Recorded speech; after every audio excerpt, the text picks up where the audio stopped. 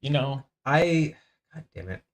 It muted me as I changed. I unmuted and then I changed scenes and then Disrespectful. Damn it. That's rude. Whatever, it's fine. It's absolutely disrespectful. All right. Well, we have the Fleshsmith Artificer from cart today. I'm really curious to see what this one is. Really fascinated because I'm hoping that this is basically the Necromancer subclass for Artificer that I've kind of always wanted to see. Right. So I'm really curious to see how close we get to that. But yeah, thank you for letting me know that was all messed up. Rude. All right. Oh, yeah. Let's see. I think one thing I didn't do last week, and I have to change that real quick for everybody, is I didn't get the November community stream started.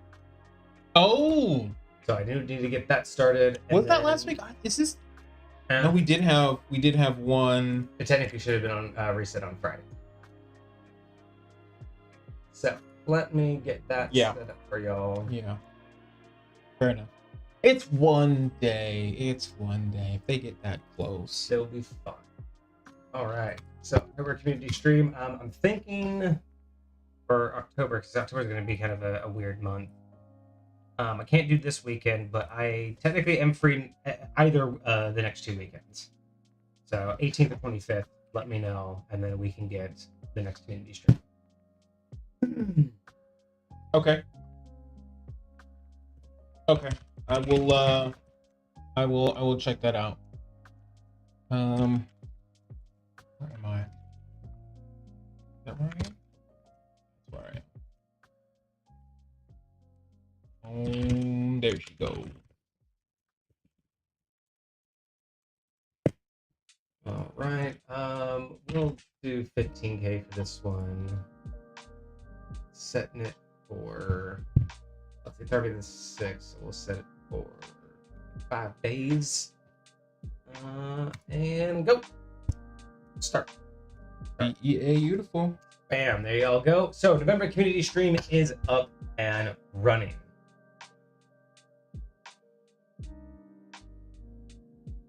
You guys gonna do any pop culture builds with what?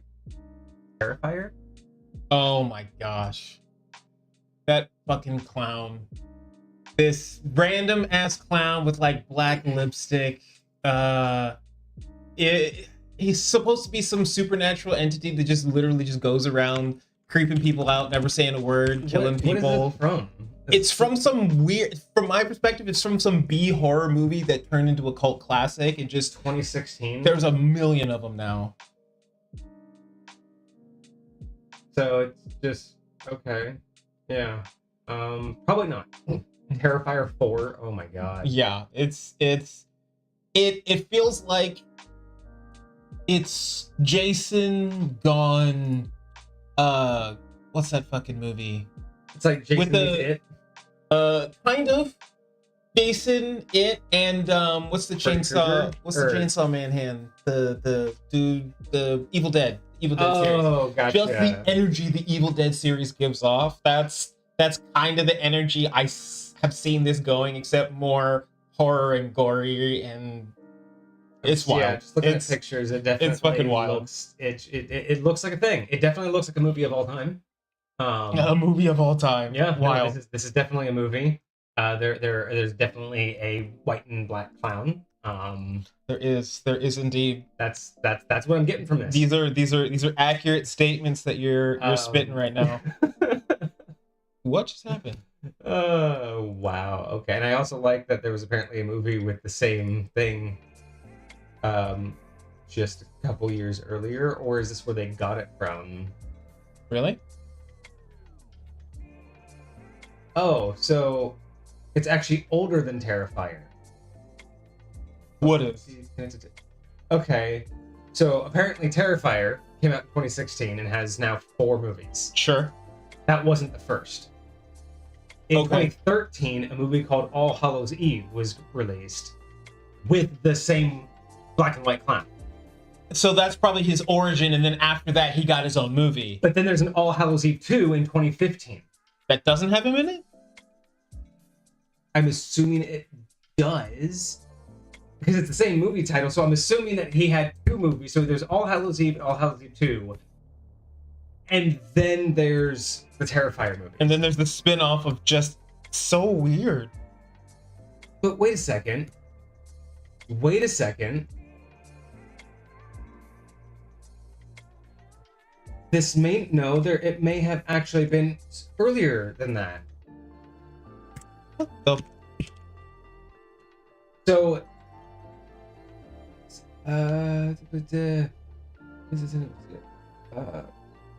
yes. So technically Art the Clown, Art the Clown, that's his name? Art the Clown, Art the fucking Clown. he made his debut in 2008 in a short film. 11-minute short film called The Ninth Circle. That is where Art the Clown is from. Then in 2013, All Hallows Eve, 2015, All Hallows Eve 2, 2016, Terrifier, and then we've had 4 of those movies. So this thing has like, How though? so I think the creator, I think the director or whatever made the short film with it, and then years later, I'm just like, oh, I'm gonna use this. I'm gonna use this thing that I had in that thing. And that's insane. I've never heard of a character having that many like movies I will that say they this, were, like going. despite the character themselves, their lore journey is a truly intriguing one, and I'm actually curious how canonical everything they've been through actually is. Like if the Terrifier actually came from that first movie, if that's in our current Terrifier's past type shit. So I think don't it's know. supposed to be. It's, as far as I can tell from just like the few Reddit snippets and some of the descriptions, it looks like it's all just like the same timeline, just different situations. I guess. Right, You know right. what I mean? Like, that's insane though. That's wild. That's wild as fuck. That's kind of cool. I mean that's definitely a deep cut for the fans. You know what I mean? Like Yes. anybody who is really interested in Art the Clown, especially if you've been following it since 2008. Like, If you're one of the first people that saw that, was it on YouTube? Was that the only place it got the little short film? Or did they like actually get? Because I know I've seen some short films like hit theaters in different particular places, but I never know like how that shit actually gets distributed other than just the fucking internet. Backstreet Film Festival in 2008. Oh, okay. Okay, so even the creator, I guess this is the non-canonical origin. So it was the very first time he was used, but this short film does not directly relate to the other movies in story.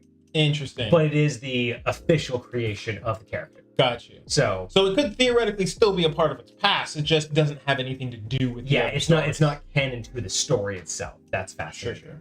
Interesting. Oh, I don't even know where we got off on that tangent, but that's fun. Somebody asked us if we are going to do it for our. Right. All right. By the way, the November community stream is available for y'all to earn. So it is 15K. I didn't want to increase it because y'all have been doing pretty good. So we'll keep it at 15K for now. I think that's decent. Yep. And then, so I do think, going back to our Friday stream, I was able to play a couple more rounds of Rivals, but I was only getting like 40. So I'm definitely struggling with that game. Like, my computer is struggling just in general to play that game. So I swear you played that before, and it was not. It must be one of there must be an unoptimized update. Interesting. That's a lot of damage. A lot of damage. That's a lot of damage. Wild. Yeah,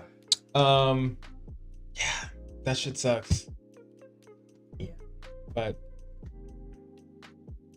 let's see. What else do we have? I don't think we have any other major updates. I'm still haven't talked to anybody about OSR, but I have to take care of some things on the back end for business related stuff first, which is probably going to eat up the budget I had for talking to a dev. So fair enough.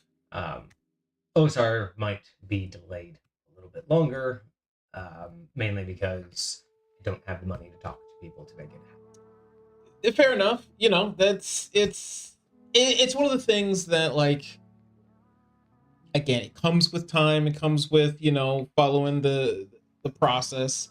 Well, it also doesn't help that I owe the state like $800 for starting the company, so that's gonna eat any budget that the business has. Yeah, that is one of the fun perks of being a business owner. I mean, it's only once a year, but It's still once a year. Yeah. We definitely don't make that. Fair. I think we are still, the last time I calculated it, I think we are still just shy of $19 a month is the calculated average that we Wild. make. I mean, hey, I'm not gonna lie, that is impressive. That's Hey, I'm happy that's a Netflix subscription. You know, I'm even the nicest money there. It's true. It's I think I so fucking whatever. It's fine. No, it's I'm not. crazy. I'm not. I don't have a problem. I'm not mad. Whatever. It's fine. Have I tried writing Goblin Notebook? No, I don't use Goblin Notebook. That's all Kage. Yes. So whatever you want to talk about, like, yeah, I've heard that it does a lot of crazy stuff. We're still using it to basically test a lot of what we want to do until we can find something that's a lot more customizable for us. Yeah. But yeah, so far I like it. It does everything that we need. It looks clean. It looks, it's direct as I can make it. Eventually when we get our own, it'll just have our branding instead of Goblin Notebooks. Hey, that's kind of the vibe. But yeah, I haven't messed around with Goblin Notebook. I have messed around with Obsidian a little bit. You want to talk about crazy note taking? Yeah. If I have the time, dedication, and actual like attention span to sit down and document everything in Obsidian properly, it would be insane. But the thing is like to get it set up is such a dedication, and then it's a dedication to use it, like to actually be able to make sense of it, and then you got to keep it updated. I want to be able to basically like package the automation that I'm creating for my vault for like creating different things, and so like be able to set it up so somebody can come in, look at what it is, customize it for themselves, and then just start building a vault with a structure, with organization, with ability to automate, the generation of different things. So I think it's so cool. It's just there's a lot of manualness to it. Like you have to manually tell every little, because once it's all connected, it's fine. But every time you add something, to remember what it needs to connect to, like that's my biggest thing. Is like it's not just that it's true taking, right? But it's like I read an NPC, and it's not just that I have to then connect it individually to every other NPC that they know that I've written in there. But then I got to remember to tag it anytime they come up in a note. Like, you know what I mean? Like, it's just that constant back and forth. If I can't put the name in there and it's not smart enough, I have to be like, no, I have to do the link code so it links to the character. But then if it's a location, that like... I will say they have gotten better at a lot of that stuff. There's actually a feature now where if I type a name that's the exact... Or if I type the title of another note, it will give me the option to auto-link it to that note. That was not what it was when last time I tried. It was just a lot more manual where you just had to remember. Sure. And, yeah. Like if you were going to write a note about a character and an NPC at a location, I'd have to write the note, but then I'd have to go back in and be like, connect character, connect NPC, connect location, connect note over here. And then I'd have to be like, oh, but wait, I need this note over here for a different thing. So then I have to go back to this note, say, hey, this note, tie back into this note because this NPC saw them, but I didn't write his name in it. So I have to go back to this NPC's notebook, add a note then that I could, that was what, that's it. And that's the hard part for me is like, it's not just being like, hey, this person and this person went into the shop in this store or in this town. But then I have to like, I can't just put other notes that they don't necessarily know or that don't belong in that note. But it just, that's the part that I will say the figuring out like what I would call like your system for organization, like as a DM, because like the way I would do what you're talking about is going to be very different than the way somebody else is going to do it. And the great thing about Obsidian is it can accommodate whatever fucking way you want to do it, but it's being able to figure that out. It's being able to put it together. It's being able to, and honestly, if a lot of what you're looking for is the automation of things like that, then, depending on what you're trying to do, it might not be the platform to automate all of those things. Or, although I did just find out that there is a way to connect Claude directly to your Obsidian, so that Claude can now generate things for you. It can go and search your entire vault. It can manipulate and do different things into it. So there are a lot of wild things. That's where I ran into the issue of running out of my my count. What do you call it? Ticket count.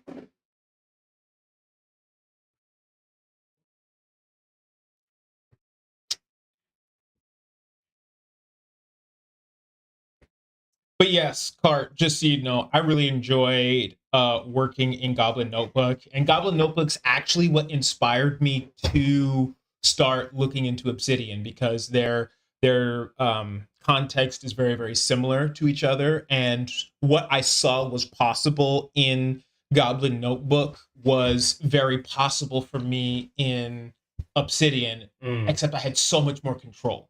Gotcha. And that's what I wanted. And it was like, okay, now I know how to do this shit. Now I know how to build what I want to build.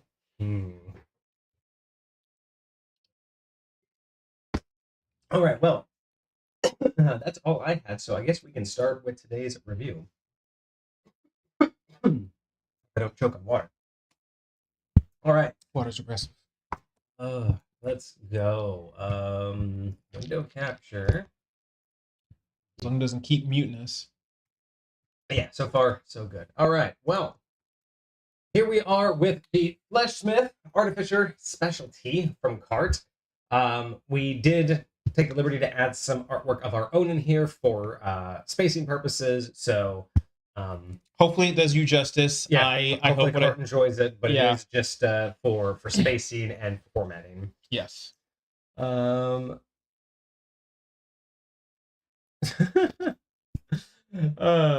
right. So let's take a look at what the Fleshsmith is. Again, my biggest hope is that it gives the feeling of the necromancer.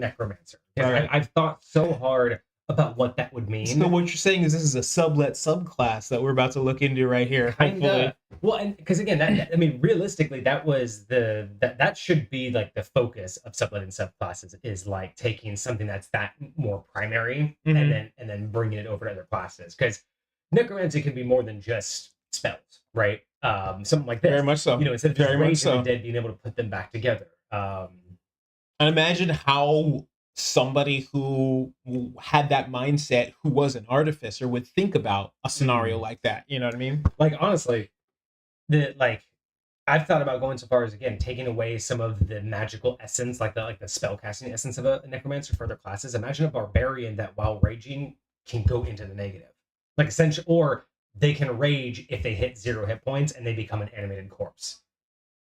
Wild things like that, going to the point to where it's not just the concept of raising the dead and controlling them, but like an artificer, you can build one from different pieces, and then that can mean something. So I've thought long and hard about this, so I'm really curious because I've never really nailed down what it should feel like. So we'll see how close Cart gets to that. But let's begin, as always, with the description. The Fleshsmith is an artificer who merges arcane ingenuity with grotesque biological experimentation. They graft sinew with steel, nerves with arcane currents, and create companions of pulsing muscle and raw instinct. They delve into the twisted depths of biomagical crafting to create obedient monstrosities that evolve and mutate. Though they are often feared and reviled. This subclass offers a flesh-forged companion, a full grafting and mutation system, and a long-term bond of evolution between creator and creation. Interesting. What others call abomination, we call progress. I like that little bit of flavor right there. Wild. That's very BBEG talk, right? And then we have art, the art that we provided just for spacing purposes, but yeah, it kind of fits the vibe. It definitely gives the feeling of an artificer and their creation, right? Creating some sort of golem type creature. All right, so let's see what we have in store here and see how much it really feels like a artificer, right? Sure. Like how close do we get to being an artificer? Because it almost feels like there's a... Like, I'm curious because of the description and the lore behind just that brief bit that we got. Is this going to feel more like the people that create Warforged? Just out of flesh. Because they're really... That also should be an artificer subclass, one that can create Warforged, right? Because Warforged can't create themselves. Like, you can upgrade yourself, but... That's very interesting. So this is because it talking about, like combining the steel and making these like almost hybrid, like so what I'm looking for. I'm thinking of like, cyberpunk, Was it cyborg? Not cyborg. Yeah, cyborg. Like, okay. just basically like cyborg kind of concept. So yeah, I'm really curious how closely they should or shouldn't relate to a Warforged. There's definitely some crossover, but they're not the same. No, I agree there's some crossover. I agree. I genuinely hadn't thought about it, although like who else would it be, honestly, that like unless he was just a god that somehow like breathed life into like some sentient materials and they were able to, because like who knows, like do Warforged have the ability to like reproduce, in and of themselves? Can they just like create another one of themselves, if they wanted to or something? Like I don't know. Do they grow? Do they age? Like all these questions. All these questions. Anyways, well, let's find out what question or what answers we get from our friend over here, the Fleshsmith. All right, so level 3, we get tool proficiency. When you adopt the specialization at 3rd level, Cart, real quick, 5e14 or 24? We are starting at 3rd level, but I want to verify. Do you think that's standard for 14? But that's a very good question. That's why I'm asking, because some of them have been changed over, and I don't know if this is 14 or 24. So let us know which edition you prefer. I feel like Warforged make another way Forge plan given time. Okay. This is 5e14. Okay. 14. Perfect. So level 3. When you get the specialization, you gain proficiency with surgical tools. Surgical tools are a specialized toolkit including scalpels, stitching thread, alchemical glue, and more. Is this a standard or is this a created toolkit? This is not standard. This is something brand new. That's very interesting. So it comes with it. I mean, and I don't mind that for something like a subclass having, a unique toolkit. Kit, yeah. Because you don't have to explain too much. I mean, you can explain what's in it, but as long as it obviously directly relates to the subclass, I'm not really that upset with it. It's kind of like permafrost ignition. Yes, exactly. Something like that is fine because it's self-explanatory. It's just, I don't need a thieving's toolkit. Obviously, I don't need, an alchemist or an herbalist, but a toolkit, totally fine. And I like that it just really goes well with the theme. We're not like shoehorning in, like, why does this thieving's toolkit or why does this have an adventurer pack? Like, no, it makes perfect sense here. You may use this in place of Tinker's tools. See, perfect. Or alchemist tools. And I think most DMs would have assumed it should be alchemist tools. Sure. But I love this. That is the perfect way to say that. This is just a replacement for those. And honestly, it also tells the DM, if you don't like it, just say it's alchemical tools. And move on. Yeah. That's perfect. 4 relevant checks involving I like that. That's very anatomy, biological crafting.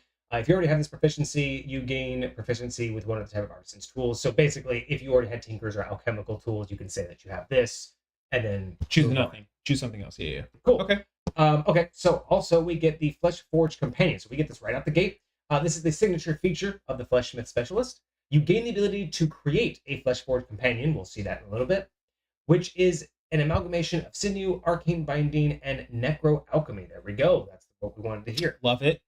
It follows your commands and evolves as you gain levels in this class. You can only have one active companion at a time. Creating a new one destroys the previous. Now, this is the one time I kind of want to change the standard verbiage here. Okay. Because this is a very, very common aspect of pretty much anything that you can summon, create, or have in command of, is you can only have one active at a time. Creating a new one destroys the previous. We've heard that so many times in so many different aspects of of summoning or companionship. I would love it if this one says it deactivates, because it would be interesting if there's ones that make sense that they'll go away, like spirit based ones and all of that. But you crafted this thing. It would be interesting if you could craft one, and then again, if you want to change it up completely, be able to basically like put it on ice, essentially. Sure. I mean, it's just a corpse that you put together. Why shouldn't it just go? I think that's kind of fair. Like, my mentality is, it's like you only have one core. You were able to create a core, and that core is what powers whatever it is. And so when it's installed in this one, I can't have this other one out. So like, you don't get to have 2 active, but like theoretically having use that to explain how you eventually get a new one is you've been tinkering in the background. You can't make it go alive until you get the core out. So you either have to sacrifice this one or wait for this one to be damaged beyond, your interest of repair. But yeah, just my first, thought of it would be kind of cool to have like a couple of these, especially, if you could have them like staged around a city. Sure. So you could have like one over here, and then if stuff happens, you can be like, nope, we're gonna make that one come alive. Like that, there would just be interesting ideas.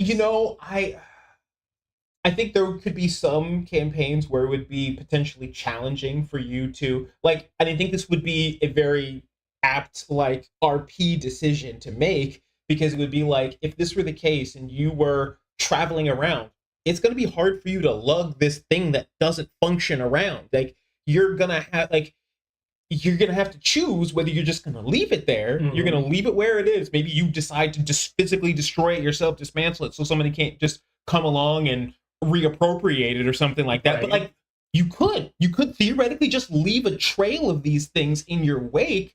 And whenever you show up and you just activate it, if you get the one active, that would be interesting. Or, that, again, more RP aspect is you always have to like carry around like a casket-sized box. Sure. Or multiple boxes where you can like detach it and put it in multiple boxes and then ship them with you. Like, and you could create this thing, like you could create a whole like arc for your like campaign or whatever the case may be, for like how you want to build and create and manifest this character and what they do. But like, I really do like that mentality. It would also be really cool to have like different levels. So it's like, okay, so this one is the nicest looking one I was able to do. So he's my butler.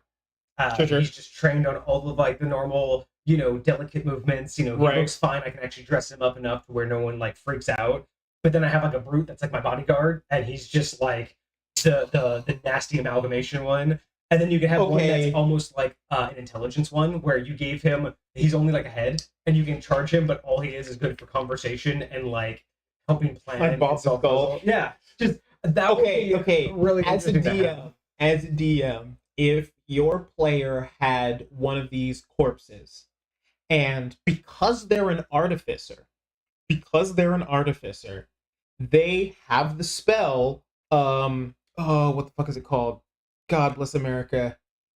So for what you were saying is how to do that. See, that's the other thing about 5th edition, is they don't really have like a good mechanic for like reactions, like how people would respond. But yeah, I would, you could easily put in something like a roll, like a percentile roll, even to see how people will react to it. Like, did they notice it? How much effort. And you can even do that to where it's like the more effort or the more rolls that the player succeeds, the harder it will be for people to react badly to it. So it's like, if you do certain checks to make sure that, like you didn't damage the skin when you grafted it, or sure. if you did a good enough check when you put the clothes on, so it actually like seamlessly, like there would be interesting ways that you could just say like this has a chance to freak people out. I think, and that's very fair. Do that. That's very fair. I think from my perspective, a lot of that is just very dependent upon like the DM and how they play things, because like I would think the same thing if you had an actual necromancer. Just, you're in the middle of a battle in the middle of town, and this necromancer raises the dead right there in the middle of town. Like, how is everybody around going to react to that thing occurring? Like, there's really no role or mechanic necessarily for that. It's just one of those things that like the DM is the one that envisions how this the world around reacts to potentially strange things like that. But so my question for you is, as a DM, say you do have one of these deactivated ones around. I'm an artificer, and like my spells are a lot of the times manifested as more physical things than just magic happening, right? It's more like science explaining something rather than magic. So would you say I could use the spell Unseen Servant to animate this body for the time limit of the spell, and it can only do the things that the spell says it can do, but it's just this physical body instead of the Unseen Servant? Not with the Unseen Servant spell alone. Obviously, with the way that I run High Point, yes, something like that could be done. But it wouldn't just be Unseen Servant, therefore possesses, because that's, to me, that's really taking liberty with what Unseen Servant can do. You know what I mean? Like, you're then having it be able to possess something, control the whole articulation of the body, when it doesn't really need a body to do those things, because it can already manipulate stuff. So that would, to me, there would just be more necessary. But at the same time, that would also be one of those things where I would want to talk to the player as a DM and be like, so you're trying to get around the limitation that we built into the class, right? Like, the class you can only have one animated at a time, so this would be almost like a. But again, so like you're trying to animate it without it being like. It would be only for the purposes of travel. It wouldn't be like I get two, right? Because imagine I just cast Unseen Servant and then had this thing. Would I be breaking the rules then? Technically, if you had a Necromancer with you, you could build two of these, have one under your control, and they could animate corpse. Because technically, animate corpse would work on it. Sure. Animate animate inanimate object could work on it and make it walk. So there would be definitely ways to say it's inanimate, but it's going to follow you. So for the purposes of it's always with you, sure, there would definitely be things I think you could. No, again, it's a first level spell. It only lasts for an hour, so it's not going to like get you very far. But you know, but there would I think there would be potential opportunities for that. Also, we get with the companion, we get this Fleshcraft table. Now we kind of talked about this a little bit beforehand on whether or not this was. Okay, yeah. So this is the point where I don't know, and Cart. This was one of the things that I had mentioned to you earlier today. You tell me how integral it is to the current build, but from what I understand, the Fleshcraft table is basically its own mechanic on how to create these creatures, these things, and like it takes some downtime to do and stuff like that. But the content that was there was fairly significant. So it feels like it's chapter 4. Yes, and it's a whole chapter. It's a whole chapter of of information that has to do with crafting and putting it together and how long it takes and what happens if something is defective or doesn't work. So I don't know how much because this Flesh Forged companion just feels like something that you just get. You just have that. It is a part of your subclass. You don't need to go through this whole process. But you having the ability to do Fleshcraft, I feel like is a very cool addition to what we can do here. But I don't know how much it plays into being able to do what you do. We'll have to read through what the abilities are and just see how much knowing those specifics are going to hold us back from understanding what's going on. And so far, I'm not confused about anything. We have yet to go over the specifics of the companion, but we'll get to that. But other than that, okay. I'd say we're doing all right so far. Well, I can say thank you so much. The sound was turned off, but thank you so much for your subscription. Yes. 14 months.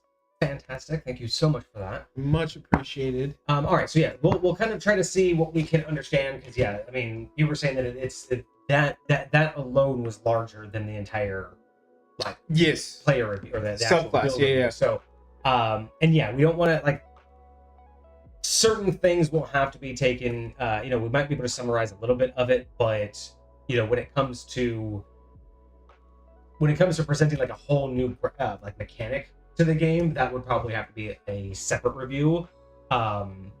Just because again, that would be it's asking a lot to have an entire mechanic built in just for a single subclass. I don't know how approachable that would be for most DMs, unless there was a little bit more that you'd be able to grab from that. Sure. So we'll kind of see how far we can get without it, and then we'll see if necessary we can summarize some of the snippets of what it actually gives you as we go.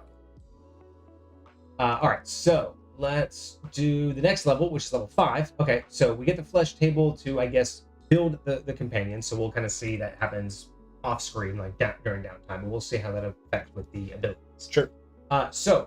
I'm assuming that means that the table will give you a generalized list of what you originally get to build it with, like what kind of pieces. So, from what I understand, the stat block that we have for this thing is a standard stat block. Okay, so you get the stat block. The stat block is already created. I'm assuming the future levels that we're going to get are going to augment this stat block in different ways.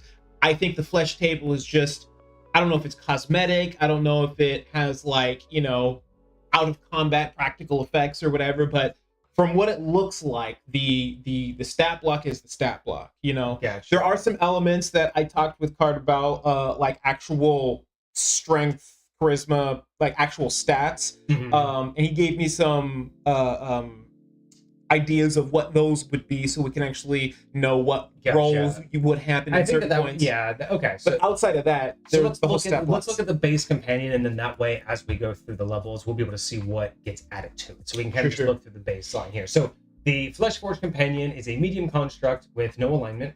It starts with an armor class of 13 plus your proficiency bonus. Its hit points are 5 plus 5 times the artificer level, so that will go up each time. Yep. So 5 times the artificer level. So at level 10, that's 50. Yeah. I mean, it definitely seems to be faster than the artificer would probably get life, which probably makes sense for an undead construct. Yeah. I mean, worst case, it's gonna get what? I mean, it'll have 105 hit points at level 20. Yeah, that's not that bad. That's fine. And then a speed of 30. I wouldn't mind seeing the speed a little bit slower. Agreed. Agreed. Especially from what we are. It just makes a little bit more sense that something, undead would be a little bit more lumbering. And you could open yourself up for an opportunity for upgrades down the road. So like if you want to increase it later, like, hey, this particular one moves faster because I made it to move faster, or whatever the case may be. Yeah, I think I would like to start there. Start it off at 20 or 25 and then be able to upgrade it. All right, so it gets saving throws of strength and constitution. So those are going to be probably its primary stat blocks that you will want. Yep. Skills are athletics plus your proficiency bonus and perception plus proficiency bonus. Those are fine. I like having everything kind of tied to the artificer. So you when the artificer levels up, they level up, and that was one of the other things that Cart was mentioning, that balance can be challenging because you see, specifically in 5th edition, you see examples of both, ones where they do level up with you and ones where they're static. So. I think having it tied to them and being able to see the parts of the progression just built in is very cool. Yeah, I think so too. And let's see. So we have damage resistance. That's resistant to necrotic. I figured that would actually be immune. I mean, especially for undead, I would expect that to be immune. I mean, I can see. I can understand why being hesitant to put immunity in something like this, especially this early on, but I can 100% see that being a realistic thing to see here, is immunity to necrotic. Yeah. And I like that it's bludgeoning and smashing from non-magical attacks. Mm-hmm. I do really like that. It's interesting that piercing would be the thing that gets it. I mean, again, I would almost think that it would be slashing and piercing because it doesn't need blood. So those are the kind of wounds that an alive person would care about bludgeoning. But then again, bludgeoning doesn't hurt it because it doesn't have pain receptors. So I guess it's the slashing that would cause, I would agree that slashing would be the one that I left out. Yeah, because it should be bludgeoning and piercing, because piercing doesn't do anything because it can't bleed, and bludgeoning, you slap a dead, a dead muscle. It's not really gonna deteriorate it. Slashing actually should be the thing that it's vulnerable to, because that would eventually tear the flesh, tear the sinew, and it would actually fall mess apart. With the connections and things like that. So, interesting. Yeah, so piercing tug is more capable of attacking internal components. Yeah, so I would say that it should be resistant to bludgeoning and piercing from non-magical, but slashing is the thing that should actually... I'm not gonna lie, so Cart's genuinely, I just forgot to put it in there, but that's kind of dope. It turned into something that's actually a really cool idea, because honestly, I think that should happen more often. You get these resistances to non-magical, but not all of them. Yeah. Maybe one of them is still there. It makes sense for some to be resistant to all, but I think that's way cool. Yeah. I think that's way cool. I think yeah. And just beat the devil out of it. I think my only change there would be swapping out slashing for piercing. Okay. Just change those, and it makes more sense. I do think the slashing is the thing that would make the most sense for what would hurt it the most, right? What it should be afraid of. And then condition immunities: charm, poison, and disease. Yeah, I don't know why it would be charmed. It's too low of an intelligence. Poison makes sense because there's no system to go through. Disease makes sense. I'm trying to think what other conditions. I'm almost. I know that most people would hate this one, but I almost want stunned on. I get it. Because like if you think about what stunned is, Yeah. this thing is just kind of operating on instinct. It's not really a nervous system, and there's not really a thought process to interrupt, right? It's just, if you tell it to swing at an object in front of it, it's still going to swing. You can blind it, right? But it's still going to swing in front of it. I feel like I would not mind not being able to stun it, and it would just, I think, add a uniqueness, because instead of having the player not being able to be stunned, which can be overwhelming, for a party to have a player that powerful, having the companion not be able to be stunned, I think, would be more tactical. Because it's not going to be the primary focus of stun attacks, but being able to position it in those situations to, like tank a stun attack, I think would be fantastic. Interesting. Okay. Let's see. Is it meant to be a meat shield or a versatile companion? That's actually a great question. But yeah, I wouldn't mind. It depends on the artificer. Yeah, so I would not mind. I know it would be a lot, but I wouldn't mind stunning. Okay. And then senses, we get dark vision and passive perception of 10 plus your proficiency bonus. Dark vision's at 60 feet. Seems fine there. I wouldn't even mind dropping that to 30 feet, simply because the eyes would be deteriorated. You know what I mean? That's fair. So I wouldn't. I mean, I like the idea that it has the dark vision, but I still think it could be a little bit less to represent the fact that it's out of parts. Sure. And then languages, understands any language you speak. Totally fine with that one.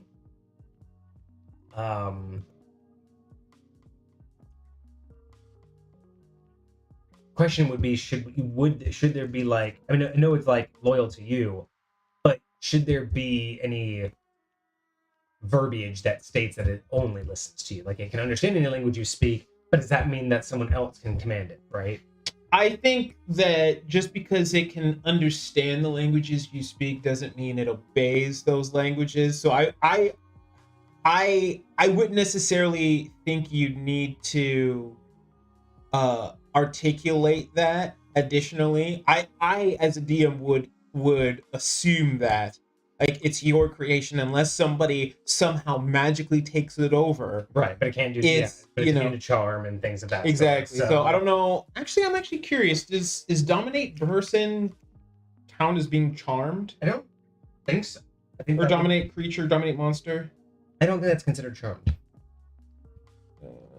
But while you look at that, we will look at its abilities. It is charmed. Oh, so they're immune to that. Nice. All right, so reinforce once per day. When an ally within 5 feet is hit, the companion may take the hit instead. So it can basically jump in front and can take a hit for you. Act as a shield. That's not bad. Only once per day. Okay. But it's kind of like but it is like its own ability. You know what I mean? Like it decides to do that. That's kind of cool. I mean, I'm actually curious if that was the intent card. I kind of think like maybe the artificer can command it to do those things once a day, or it can like activate that element of it once a day. Yeah, but I hope that updates. That's one of those things that I hope will get better, because once per day is great, but I kind of want more later. Sure. I agree. And Deathless Design, once per long rest, when reduced to 0 hit points, it can make a DC 10 con save. On a success, it drops to 1 HP instead. I like that. You have a very similar feature in zombies, like where if you don't kill them with, what is it? There's 2 types of damage. It's fire damage and some sort of physical damage. I think it's bludgeoning, or I don't know. Maybe it's slashing, piercing, whatever. But if you don't use one of those things, then they have an opportunity. They can like roll and potentially get back up at 1 hit point. Yeah, and that's a good point too. Is if the artificer goes down, at least this still allows the creature to act on its own without the artificer. That's very true. So that's very true. I like that.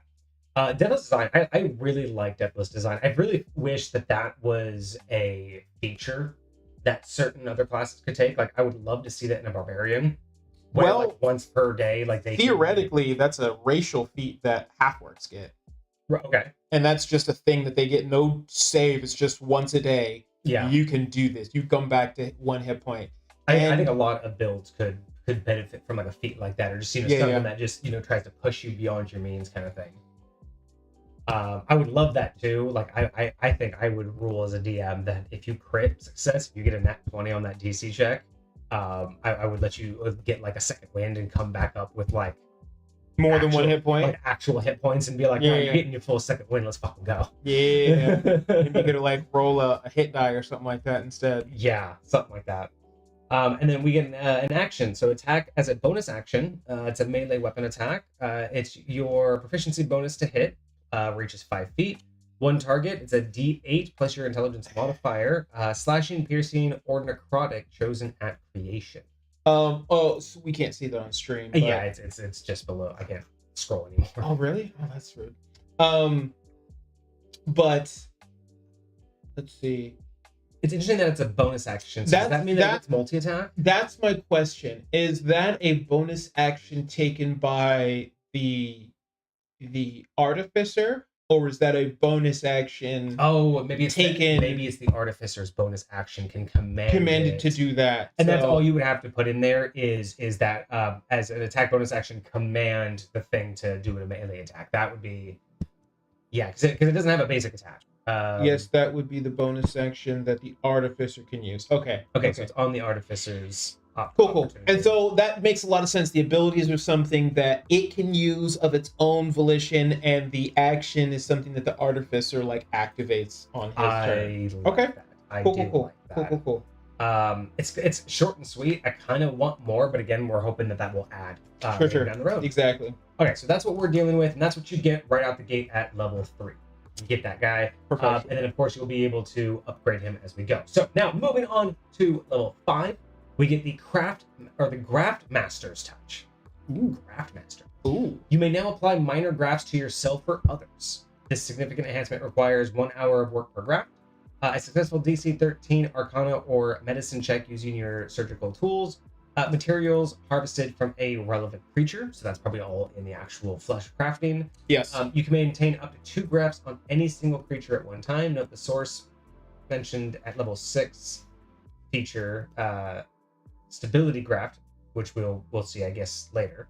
Or the sources mention a level 6 feature, which reinforces the companion, making it immune to forced movement unless it fails a strength check, and allowing it to linger at 1 HP instead of being destroyed once per long rest is an additional enhancement, not specifically required by the standard. Okay, I'm not really sure what any of that means, because we don't have a level 6 ability. So the sources mention a level 6. Oh, maybe it's because standard artificers get their feature at level 6 instead of level 5. Let me check real quick, because if that's the case, that's all it would really mean is instead of getting it. Well, I'm curious about what it means by stability graft. Unless it's trying to say that stability graft is supposed to happen at level 6, so this is getting a level 5 and a level 6. Is that what's happening? That would be interesting. So yeah, let us know, Cart, what we're dealing with here. Is stability graft supposed to happen at level 6? So there's a level 5 and a level 6 ability. So yeah, I'm not really sure, because it's supposed. So I guess at level 6, the companion is now immune to forced movement unless it fails its strength check. And allowing it to linger at 1 HP. And if that's the case, honestly, like, I would probably just move this to like the companion's worksheet and just say at level 6 it gets the ability called Stability Graft. And then and you can just put that in here in the new abilities section. Like, you can just say at level 6 and then just put another ability here. That I think would be the way to make this make more sense. Artificer. Okay, yeah. So it's just a switch up of what level it's supposed to be at. Okay. So yeah, so I would just say just put stability, like stability graph in the creature would also make a lot more sense. Just when the artificer is at level 6, bam, this happens. You get stability graph. Yeah, which is just a new ability, because that would go under what it can do without the artificer. All right, so minor graphs. We don't know exactly what those are. Do we have a couple examples of what minor graphs are? Because up to 2, so it says up to 2 on any single creature. Now, does that also mean 2 total or just 2 per creature? Like, can I do 2 on myself and then 2 on you and then 2 on my guy, or is it 2 total and then yeah, it just says you can maintain up to 2 on a single creature. But what if I have 1, or if I have 2, can I put a third one on somebody else?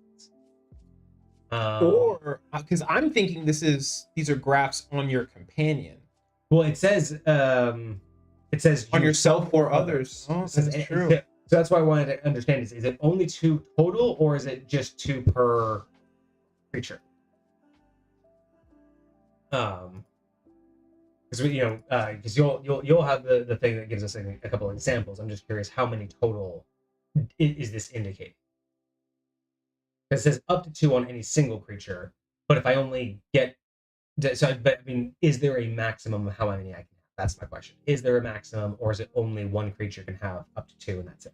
Right. Okay. That is a fair question. It's per creature, so you can have as many as you want, but every creature that has 1, you can only have up to 2. Yeah.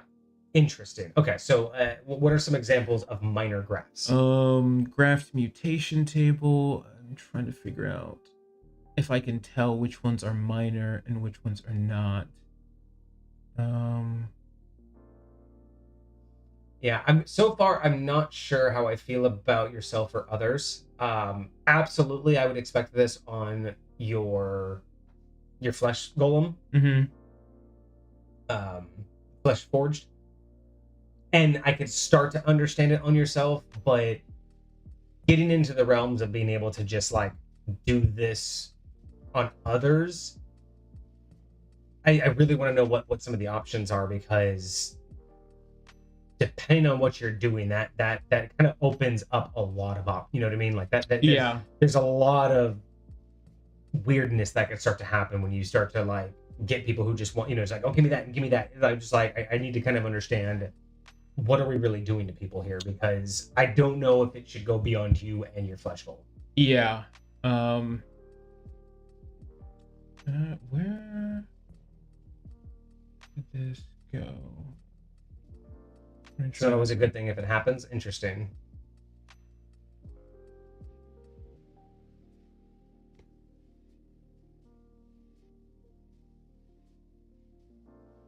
You said there's graphs and mutations, which are 2 completely different things. I believe so. I think unless it's like the graph and mutate or something to that effect. So it's like I don't know why this thing is tripping out, moving so slow.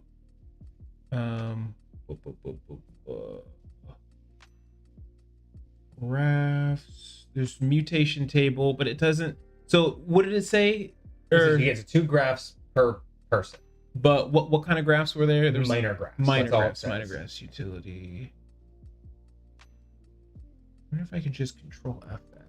I'm assuming grafting is like adding appendages and things of that sort, and then a mutation, I'm assuming, is going to adjust how those appendages work.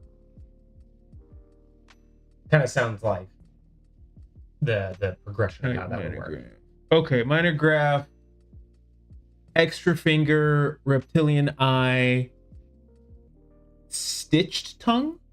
Is that what it says? Stitched tongue? Interesting. Okay. Those are examples of a minor graft. Okay.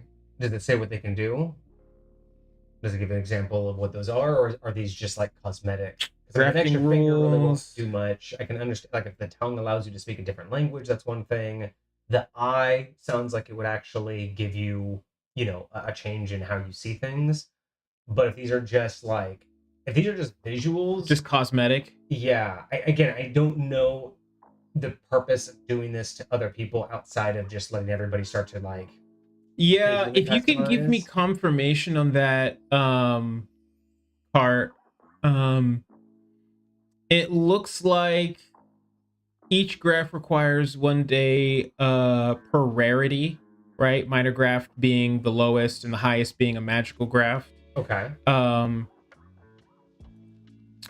It doesn't really say. It says he says that there's some that should be labeled utility or cosmetic. There's some that should be labeled utility or cosmetic. Okay. Well, I don't have like a list of what you can use. There's just those little examples. Unless Cart's saying that they have the list that they didn't give us, but apparently there's an assortment list with utility and cosmetics. So again, that starts to get into it. Like, I'm down for the idea because that's definitely kind of the gameplay that I'm interested in High Point. You know, like the fully customizableness. But for 5th edition, I mean, anything that's purely cosmetic, if you have the opportunity to choose cosmetic versus utility, I don't know why people would do cosmetic unless it just doesn't cost anything, right? Like, it only costs an hour of in-game time. So it's like... So I did find a list that has a couple of examples, Okay, if it's helpful. So one's called Weeping Eye of the Deep. It says, I can see dim light as bright light within 30 feet. Okay? So it's not exactly dark vision, because you're not like seeing in darkness as though we were dim light. You're just basically saying, level up. I'm making dim light as bright light. And like, that's it. I'm assuming you can still see in color. Another one though is these are all minor ones so far. Fungal symbiote. You don't need food or water, but you're vulnerable to radiant damage. I like the ideas, but the idea that you can just do this to anybody, it's especially at level 5, like, because at this point, I know it says, like, you know, from like the relevant creature, but what's like, that's asking a lot for the DM to, like, you know, have situations that you have to go out and farm these things. And then what's the, you know, again, always looking at how players play the game. Like, what can stop you from just loading everybody with, like, all the things, best things, right? That's where it's like limitations of only 2 per creature. It's still nice that you're thinking about that, but then basically everyone's going to get 2. Like, it doesn't sound like there's going to be enough, I would say, reason not to do it. With artificers specifically, they have what's the shit that they get? Infusions. They get artificer infusions, right? I think that there should be a limit similar to the limit of like infusions that you can have out. Like, the artificer can only concentrate on a certain number of them at like double your proficiency bonus. Sure. That's still a lot. That's up to 12. You know, and then even if I think your proficiency bonus is enough. Yeah, that would be up to 6, and 2 per person. Yeah, and so like if you're using minor ones at the beginning, like great, that's cool. But like you're eventually gonna get up to like 6 of these things. Like you can give 1 to each of your party members, or 2 to 3 of you guys. Like that, and depending on what the major ones actually look like, and like. So can you look up the rejection table? Apparently, there's a rejection table. There is a rejection table. I do remember that. Because again, you know, these things are great for older editions. Like you know, that sounds fantastic. It does not sound like it's going to be great for 5th edition people. It does sound challenging for 5th edition. So rejection graph table, it's a DC 13 con save to resist. So I'm assuming that's if the DC Arcana check from the Artificer fails to do the graph. I'm assuming that's what kicks this off. Likely, yes. Okay. So there's like what do you call it? A table, like a D7 table you can roll on to see what the effect is. You know, 1's like an irritation, -1 to Constitution rolls for 24 hours. 2's like swelling, disadvantage on dexterity, stealth checks. Itching madness, DC 12 wisdom save, or become distracted. You know, so some of these things, I'm curious, how long does it last for? The disadvantage on like dexterity checks, like how long is it going to last for? Honest, they're not permanent. It's just really a mild annoyance rather than anything. Yeah, but then if they are permanent, but remember that's the mild rejection. Then there's a moderate rejection. Then there's the severe rejection. You know, so but again, all of them seem to only last, like this one only lasts for 24 hours, even in the severe rejection. 1 just increases your level of exhaustion, which would theoretically be permanent, but you can remove levels of exhaustion, so it's not permanent, you know. Unless you permanently suffered from 1 exhaustion, which you can't remove or something like that. Yeah. So I'm torn. I'm really torn because this is the kind of shit that I do in High Point. but I'm struggling to see how people would truly utilize this in 5th edition, especially with the way that a lot of DMs try to run their games. It's a great idea, but I'm worried that 5th edition is not, you know what I mean? Here's what I think. I think that there should be way more what I would call like modularized versions of this. Because like me and one of the guys that I was playing in a game with, we tried to like work out, because I was playing a druid, we tried to work out like a foraging like system for me to like be able to craft things with like herbs and stuff. Like I think there should be more, you know, homebrew things like this, but specifically mechanic options to like insert into your game. It's like, hey, if you want a system for hunting in your game, try this system, try this system, try this system. You got 4-5 different systems of hunting you can use. If you want herbalism, if you want foraging, if you want any of these things in your game, like here are ways you can go about you. I think that kind of stuff is cool, because I do believe there are players and DMs that would like to interact with stuff like this. Yeah. Even in 5th edition. So I think what I'm realizing is that this is a lot to add just for a single subclass. Like, because one player wants to play this, I love the idea, but I think it's just too much. I think that if we're gonna do the graphs, limit it to a total amount of equal to your proficiency bonus, 2 per creature. I'm totally fine with that. Then I would be fine with yourself or others, right? And not just your construct. I would even give the construct basically no chance to fail. Like, they don't get any of the issues, right? Like, it just works for them. Sure. But on you or anybody else. Yeah. And I would actually be super down for that too. Based off of what I'm hearing, I would simplify the list to just a single list of varying degrees, right? We don't need this minor, medium, like, I feel like, especially because you were saying like, for the subclass specifically. Yeah, because like having minor graphs and great graphs and magical graphs, and then having minor negative effects and greater negative effects, and then catastrophic negative effects, and then we haven't even gotten into mutations yet. It's too much for a single subclass, right? That this is you're basically asking someone to, you know, it would be one thing to just say, hey, you know, this is a simple mechanic that we want to add in. You can add these, you know, handful of things, and here's a handful of detriments, right? So you add this, and maybe the idea is that here's the list of things you can add to yourself, and the higher the thing you want to add, the more penalty you get on your roll. Yeah. So it's more like, hey, if you just want to add an extra finger or an eyeball, you know, you're going to get a standard percentage chance of rejection, right? And maybe it's, you know, 10% chance of rejection, and then there's like things. But for every upgrade on this list you do, it will add 10% to your roll. Sure. So your 10% will automatically like jump up. And so, you know, something like that I feel would be a lot simpler, because I love the concept. This is what I do in High Point all the time, which is everything has a to and fro. Everything has a benefit and a consequence. But because of how 5th edition is, this is just too much for any DM or player to ask for. I will say, if it's not the main focus of the campaign. Even if this were swapped with a... Apparently they forgot had graph limit page as well.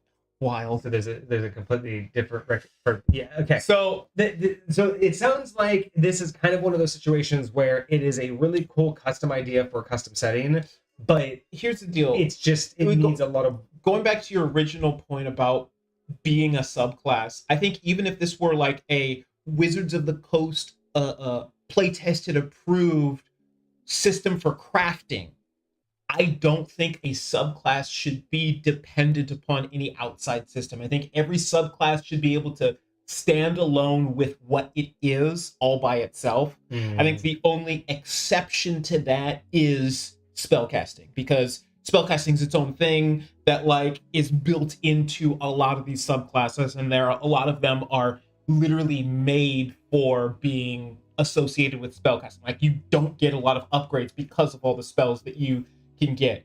So having it be associated and like, hey, if this subclass is dependent upon you being familiar with this other full-on mechanic. I feel like that just in and of itself is kind of challenging. But I do think that there are plenty of really great ways to condense what we're talking about here and get the exact same feel, because you're right. I do love what we're being presented with here. I think that I want this mechanic. It's just so bad. In its current form, it's too complicated for 5th edition and for anybody to just say, yes, we can do all of that. So I'm not going to say that it is not good as is. I just don't think it's as widely appealing as is. I think we could not dull it down, but we could water it down. We could condense it into something that would be much more universally acceptable. Sure. While this in and of itself grows in its own, environment. Right? Yes. Because it sounds like, again, we're talking about chapters here. It sounds like this is something that's meant for Cart's like home game, their home setting, their home campaign. Sure. But or that would even make a sense. TTRPG. Like if I was presented this not from a D&D standpoint, but if Cart had sent this over and said, "Hey, imagine this is a mechanic in a new TTRPG." Sure. Where this is one of the classes. Like this almost sounds like something that you would hear out of like Warhammer 40K, where there's this like new subclass that can create soldiers, kind of thing, right? So I'm digging the idea overall, but in order to make it more compatible with D&D, I think condensing it down would make it a lot more approachable, and I think more people would be interested, because I mean, who wouldn't want to be able to gain dark vision, or at least minor dark vision? Imagine again for DMs out there who play super realistic games, imagine something happens where if you have a mechanic where, hey, if your character is deafened so many times, you actually lose hearing, right? Let's say you're near a loud noise. What if this could swap out your ear and give you your hearing back? What if for RP purposes I can give someone in town their sight back, and that makes me the hero of the town? Like there's so much potential here. But realistically, even for someone who likes this kind of like stuff, it's for a single subclass to have all of this that the DM and the player need to be on the board with. It's more like this would only work on those tables where the DM has no idea what the players do. Like there's this I forget his channel. It's the older bald dude who does skits about D&D. And he's always like the D12, the level 20 DM or something like that. Yeah, he's the one that does like this, like the crazy notes. Yeah. Kind of monotone. He doesn't act, he's just he's very like, I do this. Nope, I do this. Yeah. Nope. It's his nope that really gets me. It really. Nope. And honestly, I love his stuff. I love I really admire him as a creator. But honestly, as someone who loves this game, I absolutely cannot stand the type of gameplay he insinuates is happening. Like, it's literally, because honestly, the number one fucking solution to every single one of his skits is talk to your fucking players. Every single skit is the DM being blindsided by the players spending 20 hours looking through every obscure rule and not telling them. Or they do something and they're like, oh, I've been doing this in the background. And like, what do you mean you've been doing this in the background? And you've been spending money. And what do you mean? Because that's not how DMing works. The idea that your player, like, this is why I personally, players should not be telling the DM how the game is being played. I 100% agree. And for me, it's like, there's no reason why the players can't still pull that off with the DM's help. Like, the idea that you can't tell your DM because they'll stop you tells me you aren't playing the game together. You're playing it competitively. But that's exactly how a lot of people view D&D. They view it as a competitive sport, the players versus the DM. And I hate that mentality. But this, I feel, as it's written, not as what we're suggesting in the condensed version, but as it's written, this would go perfect in those kind of games where if the DM says, hey, you can use, outside sources as long as they're blah, blah, blah, and someone chose this, I think it would work, because as long as the player has a source book and knows what they're doing, and the DM's cool with it, like, this sounds like one of those things like, oh no, he can look in the dark, he can see in the dark. You're not, you're just a human. Why can you see in the dark? Oh, well, I grafted an eye onto him. What do you mean you grafted an eye? Like, I swear to God, that sounds like that dude's fucking thing. I can totally see that shit. It's like, okay, well, you're about to fall into the water. But like, nope, I can breathe. What do you mean? I gave him gills. Like, that's how that's how this sounds like lightweight though. Work. Like, exactly. And I don't hate it. Like I said, like being able to do that and being able to be like, hey, we're overcoming that problem because I gave him this, and hey, he can overcome that problem, but he has now a permanent limp because I screwed up. You know what I mean? Like, those are things I love about the game, and giving players those opportunities to go beyond the build, right? Go beyond what they've already chosen, For sure. and really be able to become unique.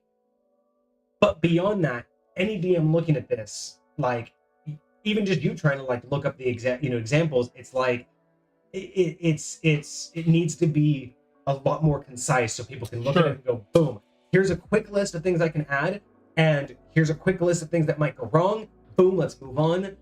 But there honestly, might be too much going on here. This is no disrespect to anybody, but from just my time doing homebrew review stuff, right? I have seen a lot of different ways to present information, and sometimes that whole mindset is its own skill set. Yes, like its own skill set of knowing how presenting information is going to not just make sense to you, because it can make perfect sense to you, but like not necessarily be widely receptive, right? Yeah. Or easily understood by others. And so just learning how to format your stuff, you could keep all the rules the exact same and just format it differently so that it's a lot more. The number one example I have for that is fucking THACO. Because literally, it just takes the tiniest adjustment to how you explain it, and some people, you just see it click and they're just like, oh, that's so like, yeah, just minus the THACO from your roll. That's what you like. There's so many easy ways to reinstate how to do THACO, but it wasn't that great in the booklet because they were learning how to tell. So I 100% agree with you that being able to not only get the idea on paper, but then being able to get it to be digestible are definite skills, right? So looking at this, I love the overall mechanic and what it's doing. This is the exact type of gameplay I look for. But as a 5th edition concept, it's too much just for a single subclass. That's really what it comes down to. It would just benefit from being more concise and more consolidated. And I will say my point specifically is that I do believe strongly that no subclass should be dependent upon outside material. Like should be like every subclass should have everything you need to run that subclass as a part of that subclass. Like including the creature, that's totally fine. Like you have like these things that it points to, that's totally fine. But like needing an entire other like rule set mechanic like that, I feel like having a subclass that stands on its feet. And I don't know how, like even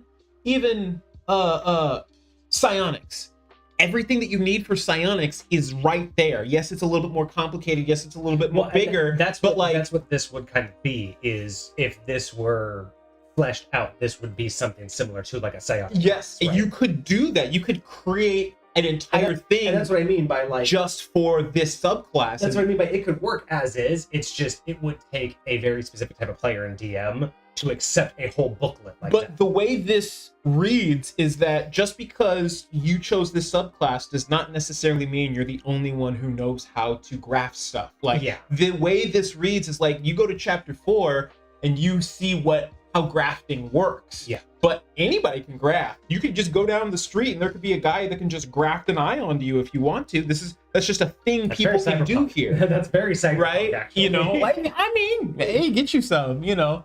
Actually, I mean, this, you know, that's another thing too, is like mechanics like that would also be so here's how you would do it, right? Because right now this is very dependent on this subclass. What you would do is when you're writing basically the supplemental, just like, you know, you would basically just make the flesh, you know, the Fleshsmith's handbook, right? But you would add things that go beyond this subclass, right? So you would say, hey, if you're not using this subclass, but how else do you use these mechanics? Certain magical towns will have a grafter, and it's now an NPC, and then it's no longer the mechanics for this subclass. This subclass uses these mechanics, but here are mechanics that can be used in your game. So let's say you have someone who's been like, hey, because you know, there's a big talk right now on social media in the TTRPG community about like people who want to change their entire build like halfway through the game and how disruptive that could be. And there's some people who are all for it, and then some people who are against it. This idea that that's what some people are like, that's what multi-classing is for. Other people are like, but if you're not having fun and you're just not going to be able to do it, then let them change. It's a really weird conversation that like beyond level 5, like up to level 5, I am very, very open with my players that we can basically nearly retcon everything. Like I've done that with Pixie, I've done that with you. Like the idea that you could be something, and by level 5, if you're just like, maybe a monk wasn't the right thing. Maybe I'm being more of a fighter, or I'm kind of more feeling like this. I'm totally fine giving you those first couple levels to really figure out the type of gameplay, but then you're locked in. Now, granted, you don't know everything at any time, but the fact that conversation's happening in 5th edition blows my fucking mind, because you know exactly everything you're going to do the moment you create the character. So the idea that you're going to go part the way through the game tells me that you're not having good session zeros, because your DM is not properly setting you up with an idea of what type of campaign and how your character is going to fit. Like if you're at level, and we're talking about people that are like level 8 to 10, wanting to restructure their whole build. Now, there's so much more going on. I do agree. Like when you get to a certain point, like you start getting a vibe for your character. You start getting like into a flow with your character, and like this is how I operate. This is the things I like to do. Like I'm slinging my Eldritch Blast. I'm pulling out, like whenever I'm a druid, one of the first things I do is, depending on how many spell slots I got, I'm dropping my spike growth. That's one of my favorite things to do. If you're not wild shaping, and then I'm like, I'm gonna use my vine whip to like whip you all around my, like you have like certain go-to things that you like doing, you enjoy doing with your character, with your build, like how you want to operate. If you're just not having fun, I get that, but like why are you doing all of these things? I feel like that's so on the DM, because that tells me that the DM isn't either catering to your build, or you just don't understand the game you're playing. Like you and your DM did not get to the point of, here's the character I have and here's the gameplay you're going to give me. It's more one of those, okay, you guys brought your characters, let's start, and then halfway through you're like, so I'm basically useless, can I please change? And then they're like, but that's, you know what I mean? Like But and I think there are moments like that happen, but there's also moments where it's just like, but that's not the point though. It's like the fact that that's even a conversation is weird to me. But having this as a solution, right? Like again, saying that, hey, here is a mechanic, and I have a subclass that uses said mechanic.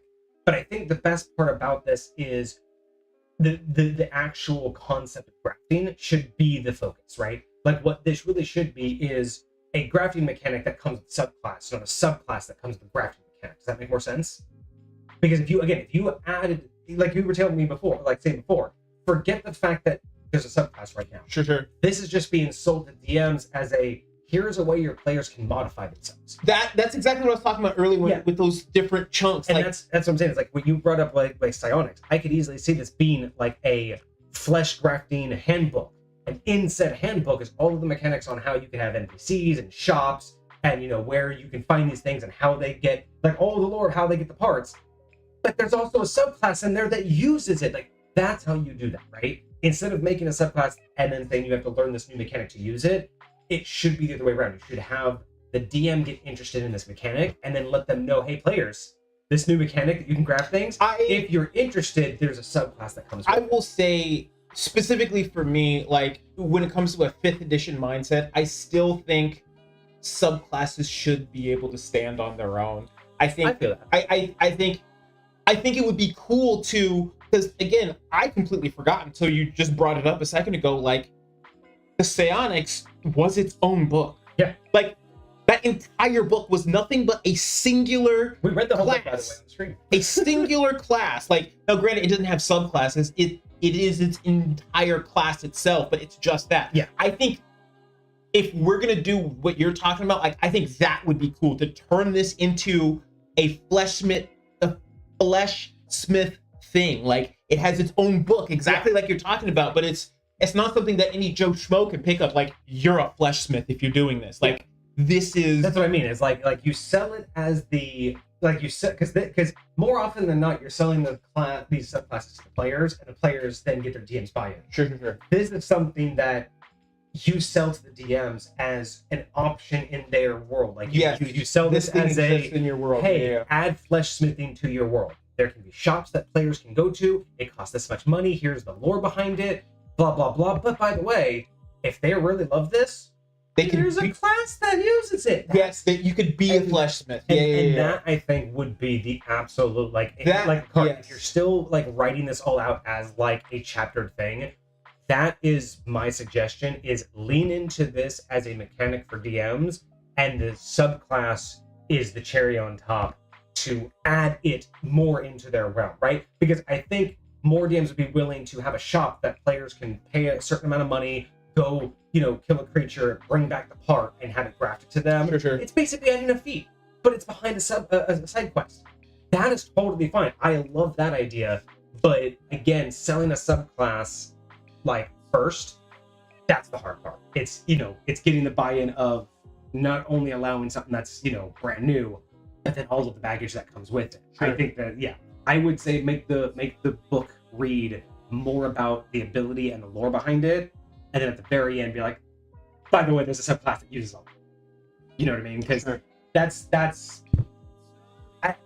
don't know what the concept that part has behind the write-up, but that's how I think it would be more accessible, even in 5th edition, right? Because you need the mechanic first. I don't think you'd have the class first. Sure, you can get enhancements, but you have to pay the person to do the graft and get them the part. Yep, there you go. That's exactly how I would do. There's no confirmation it will succeed, but that's just the chance. And that's the idea too, right? Is the players have to make the decision, this is what I'm going to do. They should know the risks. Now, granted, they don't have to know what the table is, but the person would be like, hey, I can graft it. You may get up to these abilities, but it doesn't sit well with everybody. They can lie to them.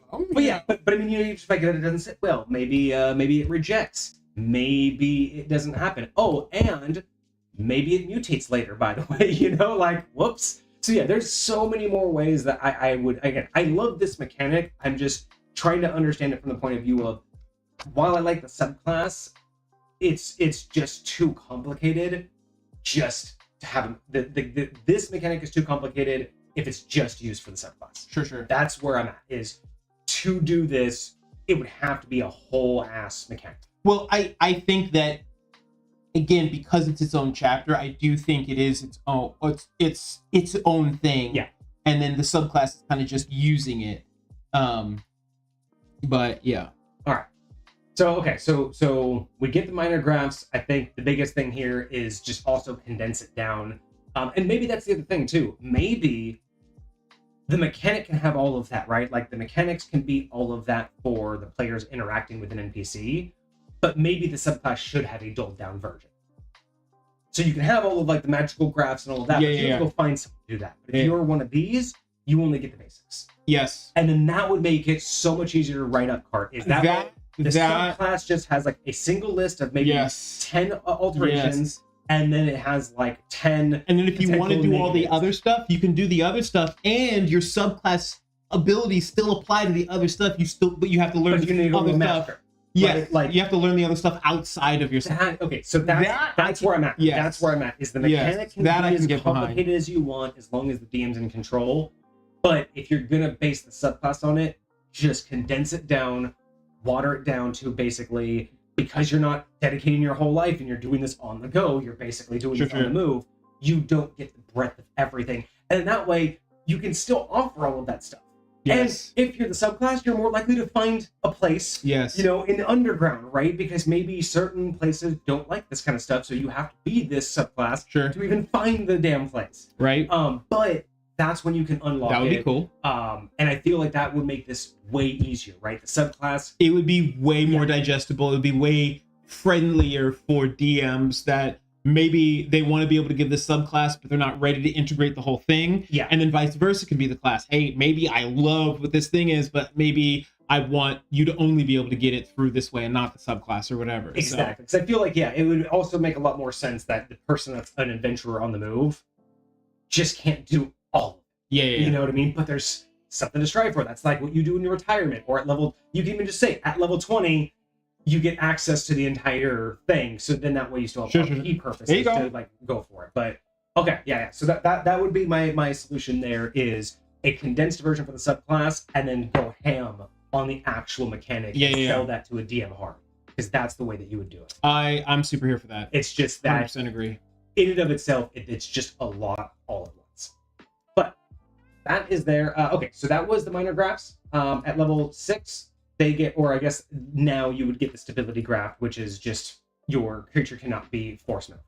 Can't be force moved. And it can so it can do that one time, like, hey, if I go down to 0, I can do. I'm curious because they theoretically already had that. Do they get it? Do they get like another use of it? Is that what this is saying? Oh, that's right. And allowing it to linger at 1 each because that's what this is once per long rest. The deathless design. So maybe that's it. Maybe the idea is that stability graph is meant to activate deathless design. Maybe that's when this is supposed to activate. Interesting. So you'd start off with just reinforce and then get deathless design at level 5, and then at level 6 you'd get the stability graph. That's kind of what it sounds like. Okay.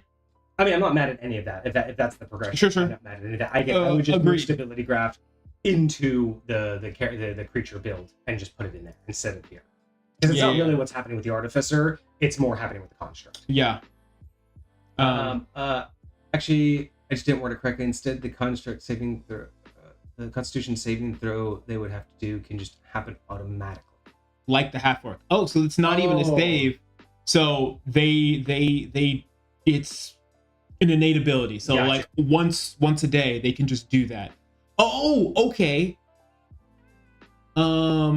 So maybe that's what it does. Maybe at 6th level, once you get stability graphed, you no longer have to make the save. It becomes automatic. Gotcha. That's what we're saying. Okay, so that's the upgrade that you're getting for. Okay, no, I'm here for that. Yeah. I'm here for that. Totally fine with that.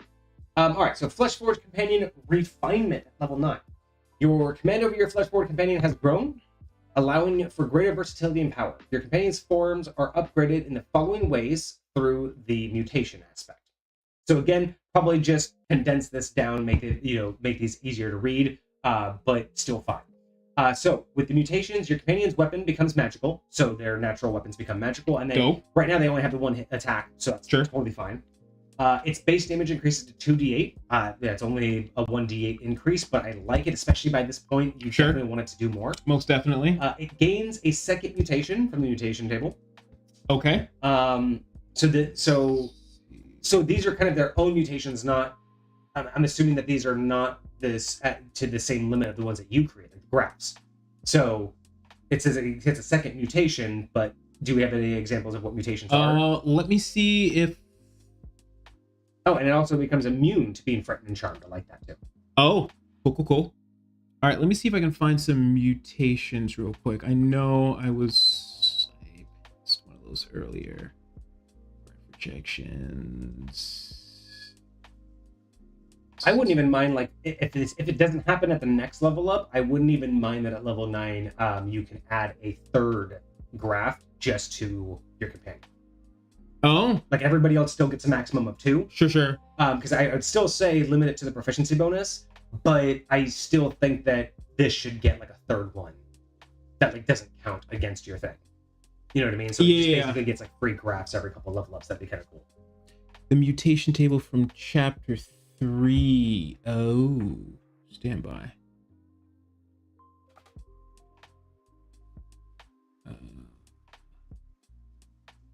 Utility trait. Mutation table. D100. Holy mackerel. Let's just look at a couple of these. Yeah, definitely want that. Definitely want that condensed. Exoskeletal plating. +1 AC permanently. Okay. See, that's cool. That's cool. Spare limbs. Gain advantage on grapples or shove attacks. Okay, that's cool. Echo tumor node can mimic any sound heard perfectly. Interesting. Okay, so see those. Okay, and I would probably like say like once per day or something like that. But yeah. Those are pretty interesting mutations. So it's going to get a second one of those. That's fascinating. Okay, I almost wanted it to see. I almost wanted to see that because I know that it's like natural weapons become magical, like it's just its fist. But I almost would also want to see it be able to wield a weapon at this point. Okay. Like just like single strike weapons. So even though it can do 2d8 magical on its own, 2d8 plus your intelligence modifier, maybe there could be a situation where picking up a polearm and having a 10-foot reach.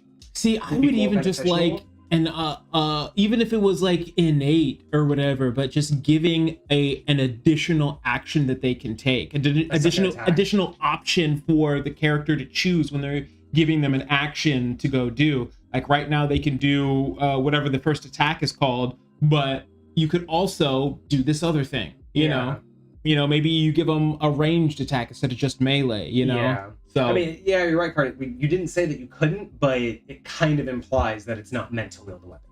So I would have added, if you intend it to be able to carry a weapon, I'd put that verbiage in there because let it know that I read this and I would not assume, like as a DM, I'd assume it can't carry a weapon. Like theoretically, with that logic, can I put armor on this and increase its AC? Theoretically, can I give it a shield and increase its AC? Theoretically, can I do all of these things? But would it use those in a way, or is it still that lumbering brute that just sits there? You know what I mean? Like, exactly. That's my biggest thing, because AC isn't just what you have. Exactly. So I agree with armor, but like I would put the verbiage at some point, if you intended it to be able to hold a weapon, I would have definitely put that in there just to make sure, because it kind of seemed like it was unintelligent enough that it can only, swing. Yeah.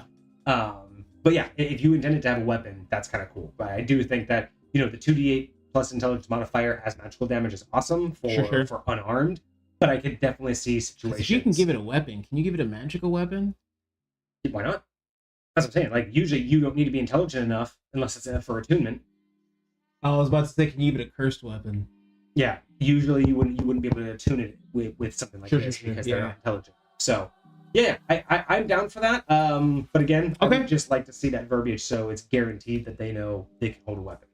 But yeah, even what Kage said, giving it another attack by now wouldn't be that bad. Now, it's possible that on that mutation table somewhere there is an attack that you could get somewhere. Or what if at level 9 it can take the attack action of its own volition? That's on top of the fact that the artificer can use a bonus action to do it. Oh, so it just basically gets extra attack, lightweight. Because right now it only has reinforce and depthless design. This would just basically say it gets its own attack, and then the artificer can also still do a bonus attack on its turn. I do like that, because a lot of other summons have the ability to attack in and of themselves without taking action away from the owner. So I like that this uses the artificer's bonus action, but giving it an ability to do it on top of that, I think is very cool too. Well, that's another good way to put it. Yeah, attunement usually requires a soul, and things like this would be soulless. So that's another good way to explain why you can't attune. But yeah, I love the idea of giving this thing, because like what Soul was saying is, like, if the artificer goes down, this thing needs something to do. Sure. But by this point, it should be like kind of like your child. You've been growing it for 9 levels at this point. Why can't it just make one attack, even if that was only just once per long rest? It can, of its own volition, make one attack once per day, just like it can get in someone's way once per day. That's kind of one of those situations of, like, it gets in the way for its artificer and then attacks the enemy purely out of instinct of protecting its owner. So I would either give it a regular base attack, just an action, or a once per day self. You know what I would say? I would say it can attack any... Oh, we haven't gotten to level... Oh, it's supposed to have a level 11? Oh, there's supposed to be a level 11 situation going on. That's okay. Level 11, enhance instincts. Your companion now acts independently after your turn in initiative. It gains advantage on initiative rolls. If not commanded, it takes the dog action by default. You may now graft a rare magical essence to your companion. Okay. Bone Core, teleport 15 feet as a bonus action once per short rest. Knuckles, 1d6 force damage on melee attacks. Okay. Interesting. Okay, yeah. So that's kind of what we were hoping for. For level 11, it was supposed to basically act on its own. How did that not get included? Is it really not in there? Yeah, it goes straight to 15. What the devil? It may have just, again, there's been a lot of changes to this, so it sounds like there's just been a lot. Okay, cool. All right. So that's exactly what we would want, is it to be able to have an attack on its own would be perfect. Sure. Yeah, so that works really well, and I like those additional mutations. Like the blink core is a little bit interesting, but is what it is. Like, I mean, it's once per short rest. It's not like It's just, again, it's that whole like, how does it teleport? I wouldn't mind it just being more like a quick dash. Like instead of it getting a full dash action, it can just like rush and then just go 15 feet without provoking opportunity or something like that.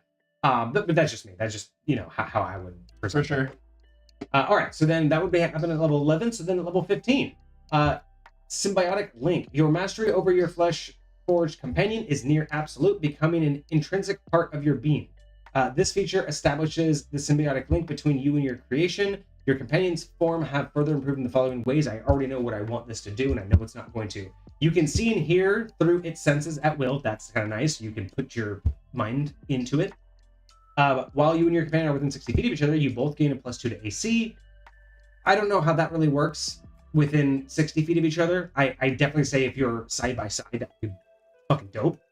But I don't know about 60 feet. I mean, again, I'm thinking about it of like artificers. Yes, you're doing this flesh thing, but you're also still have access to magic. Like you are theoretically a partial caster. So like even when it came to the teleport thing, like my mindset is more of like, okay, like I've put this like mechanical or this magical core in you that once per day can just like, they can still do magic. It's so just, this would be like a like I would imagine maybe it's either on yourself or on the thing where there's this like force field around you, or like you guys are connected by this like aura and you guys have this shield around you that like I think it's just because like, because it's just been so much of the like physicalness of like building it, it's just like it's now suddenly the leap to, by the way, I'm also magical, and we haven't seen this until 15, so it's just a little jarring that suddenly fair enough we're seeing the magical aspect of it when we really haven't had anything spell based. So again, I'm not that upset with it. Maybe just some minor changes on how I would like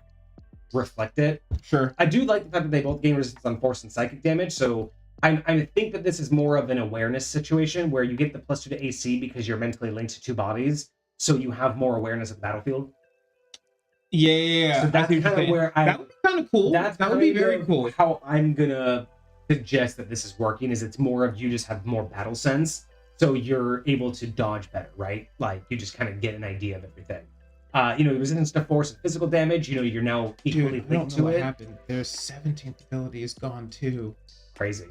All right, I apologize, Cart. This is I generally do much better work than this. I will have this corrected as soon as I can. But you also can cast a spell once per long rest through your companion as though you were in space. I love that. I love that. And then note, this mentions the Sprite Growth Protocol at level 17, which provides additional mutations upon surviving a year of in-game time. I don't like that. I don't think that's a hard sell. Wait, say that one more time? At level 17, it provides additional mutations and abilities upon surviving 1 year of in-game time. That definitely shouldn't be in there for anybody else's purposes, just because you never know how time passes for other campaigns. Sure. And locking anything behind in-game time could basically lock you out of it forever. Yeah, so I would just not suggest that unless it's in your own personal campaign. And it allows the artificer to build and maintain 2 companions, though only one may be active at a time. And this feature outside of level 15 capstone designation for the template. Okay, so yes, so you will be able to have 2 different companions, kind of different builds, but only one active at a time. That's dope. I like that. So here's the thing that I kind of wanted for this. This is kind of like what I was saying for the barbarian earlier when I said like a necrotic barbarian, like what would a necromancer barbarian look like? How cool would this be? Where this symbiotic link gives you all of this stuff, but as the artificer, if you were to go down to 0 hit points, instead of making death saving throws, or while making death saving throws, you become in full control of your companion. So artificer goes down, companion's way over here. Artificer takes full control of the companion while making death saves. If they fail, companion drops or goes back into automated mode. But as long as they're making their death saves, they're in full control of the companion, does all at once, and then once they come back up, they get shoved back in their body at 1 HP, and then the companion's back to automated mode. Tell me what you think about this, because when you first said that, this is what I was thinking. If I were to go down, I can steal HP from my companion to keep me up. Or do that. I don't mind either of them. I won't want both. I would want either of them. Like eventually, like if I do enough that my companion goes down, but I'm still up, like if I take enough from them, so be it. But like I steal like a portion of my companions. You can basically just life cycle. Yeah.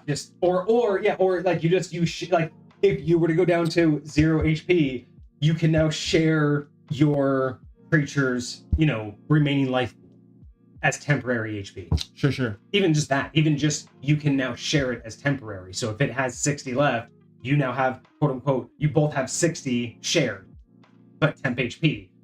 Like there's a ways, I like both of those. I like the idea of life linking you to it because if I'm at 0, it has, because that's what it would be. Let's say it has 60 hit points left and you drop down to 0. Mm-hmm. You now have 60 temp HP, but it's shared with it. So either of you get hit, the same HP pool goes down.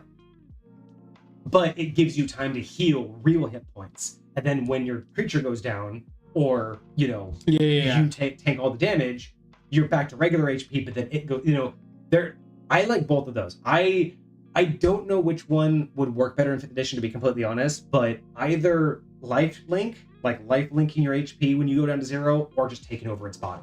Like, I just think that's kind of cool. I like both of those possibilities. Because then at that point, you have all of its stats. Mm-hmm. You don't have any of your stats anymore. You were just in control of it while you watch your body struggle to stay alive. You were just sitting there like, fuck it, I'm going to run, and I'm just going to maul. You could literally do whatever you needed to do to just protect your body and be like, guys, keep me alive. Keep me alive. And then you would have its abilities, so you could just like get close to your body, and if someone tried to attack it while you were down, you'd be like, nope, I'm taking that damage. And if you can mimic any sound you've heard, imagine you gave it the ability, guys, to just say, hey, heal so-and-so, or like, hey, heal so. And so you could just activate that and just call it out. And then you can like even have like the thing where to make sure that at one point you put a graph in there to let it speak, like you gave it a real tongue and a real vocal cords. So when you take it over, you can now speak, and then you'll be able to cast spells. Like it's still you. So as long as you formed it in a way to still utilize like speech, you'd be able to then cast spells in its body. And again, you're still just making death saves. Dude, that would be sick if you got to like. Ooh, that would be sick. It just, especially depending on what spells you have at what level, being able to. You wouldn't get any of your physicality, right? You'd still only get like the one attack. You'd still only get whatever it has. You're trying to make a Frankenstein mech. Yes, exactly, Frankenstein mech. But imagine that though, like it would also change how you want to build it, because you might have to take it over sometime. It's not a choice. It's not something that you can ever do on purpose outside of like you can see through it and cast spells once per day through it. But this is only ever going to happen if you go down. And if you do go down, just you're in its body now. Like that sounds really cool. But I also think the life link is an option. And maybe that's just one of those things where upon creation, you can choose one of the two. You can choose that when you go down, you life link with it, or when you go down, you actually take over its body while you make death saves. And that's it. That's just when you create the core, you get one of those two choices. Those don't happen often enough. I think 5th edition is missing this option because again, my biggest complaint about 5th edition is you always know what you're going to get. I love this idea that you should be able to make decisions early on that will affect the rest of the gameplay, but choices, right? That will actually change how the rest of the subclass will be played. Because we don't really get those, right? You pick a subclass, you get everything. But we talked about that before, we're having options early on to help form it. Kind of like with Hexblade, whether you choose Hexblade. Those are the kind of choices that no other class gets. I do like that. Like, I forget who it was. Like, there was like this offshoot of 5th edition that was like, it was some third-party people created like an augment to 5th edition that like changed things in a significant enough way. But like one of the things that they did was every class, every subclass would, instead of having a singular option, have multiple options that you could choose at every level. So it's not like, hey, every one of these is going to be exactly the same. It's like you can mix, like they all synergized with each other fairly well, but you could choose any one of these things at any point in this particular progression, and it could potentially be a little bit different. That's why I prefer proficiencies, because I like the idea that you're custom creating it, whether you want to learn a new weapon or better at the weapon that you have. If you want to learn a new skill set or a new feat or a new attack or a new ability, like the fact that all of those are fully chosen by my players is one of the highlights, I think, of playing in High Point. Is it doesn't matter how closely two people play the game, you practically cannot create the same character. You know what I mean? Like that's, I think, one of the highlights of High Point in general is no two players could really create the same character. You know what I mean? It would be so incredibly difficult and metagamey for every choice to be perfect. It's like, and depending on your game style, it'd be more likely that you would choose different things because you'd want to, not min-max it, but you'd want to have the best opportunity. But yeah, no, I think this has definitely an opportunity to go even further, right? Like, I really want that symbiotic link to do something, because again, when you're a necromancer, you have control essentially over death. I think that should represent into this, right? Like, this should be representative of that. When you go down and this thing is still up, if you're linked to it, it should be part of you, right? Now, Yeah. And imagine that. It's almost like your own boss fight mechanic. You can't kill me unless you kill both of me. As long as I have one of me up, I have long hands. I love that. I think that's way cool. I think that's something that no other player would ever be able to have. I think this is a great way to manifest that too. Using a subclass like this. Yeah. So I like that. This has been an awesome card. I would say that like my biggest critiques are it's overly complicated for just a subclass. I would say that my biggest suggestion is make a condensed version of the abilities. So the condensed version of the graphs, the condensed version of mutations. Let that be part of the subclass, and then everything else go full ham on a full homebrew mechanic that a DM can bring into their own game. But then there's this condensed version that their players can also interact with, right? Sure. I love this idea. I think that should be the focus, but really to make this work better, I think it just needs to be condensed. Just a simple list of augmentations you can do. Sure. And again, you could just say eyes, and then you could just say, that could mean dark vision or this or that. And then you could be like, you can do an extra appendage, and maybe you could just have something like an extra appendage means that you can't be disarmed, or an extra arm, you can't, you get advantage always on grapple. Like, it could be very, very pointed, because that's how 5th edition is, right? 5th edition stuff like this wants just, what problem are you solving for me? Sure. So you can have eyes that you can't be blinded with, or you can see in the dark with, or blah, blah, blah. You have ears that can either hear better, or you can't be deafened, right? Just simple little things that someone can be like, hey, this is the worst case scenario for my player. Can I go and get this augment that solves this problem? Players would be all the fuck over that. You know what I mean? And then again, you already have the ideas of detriments, right? Like, I want bad ears so I can hear echo, I can have echolocation, but that also means you're more vulnerable to being deafened. Shit like that. So easy. I love that kind of shit. And so that would be the subclasses version. And then the in-game, the DM's version is the magical crafting, like the magical graphs, and really being able to go all out. But that one also has the bigger detriments, right? The ones that would be the subclass would only do temporary or minor issues, and then the DM's version would be the one that could permanently fuck your character. Interesting. If it goes wrong, right? Right. And at that point, you have that degree of separation of how interested does the DM want to be in this mechanic, and how much do the players want to interact with it. Yeah. But beyond that, it's an amazing idea. It's definitely going to get the inspiration point. I really think that separating those two would be phenomenal. And then as for the progression, I really think we didn't change. We didn't suggest any modifications. I think it was just more of a few additions. I think my biggest addition though was the symbiotic link. Just being able to control yourself at death, I think, is absolutely where I want to see this go, especially for something like a necromancer. Being able to control your own death, I think everything else could practically stay here. And some kind of verbiage just to confirm to DMs and players that they can wield weapons. That your companion can wield weapons. That would be it. But that's it. That's really it. It's an amazing concept though. This is it. This is the kind of shit that I do in High Point all the time, and this is the kind of stuff that I wish would be more approachable. You know what's funny? In 5th edition. You know what's funny? After everything we've said, I feel like this is more compatible with High Point than it is with 5th edition. And seriously, and that's the first time. And that's what we're talking about here anyways. You know what I mean? This is like you know, at the end we're looking at how well this could fit into something like High Point. But no, that's very interesting. I like it a lot. Yeah. I'm definitely glad. I'm gonna give it an 8.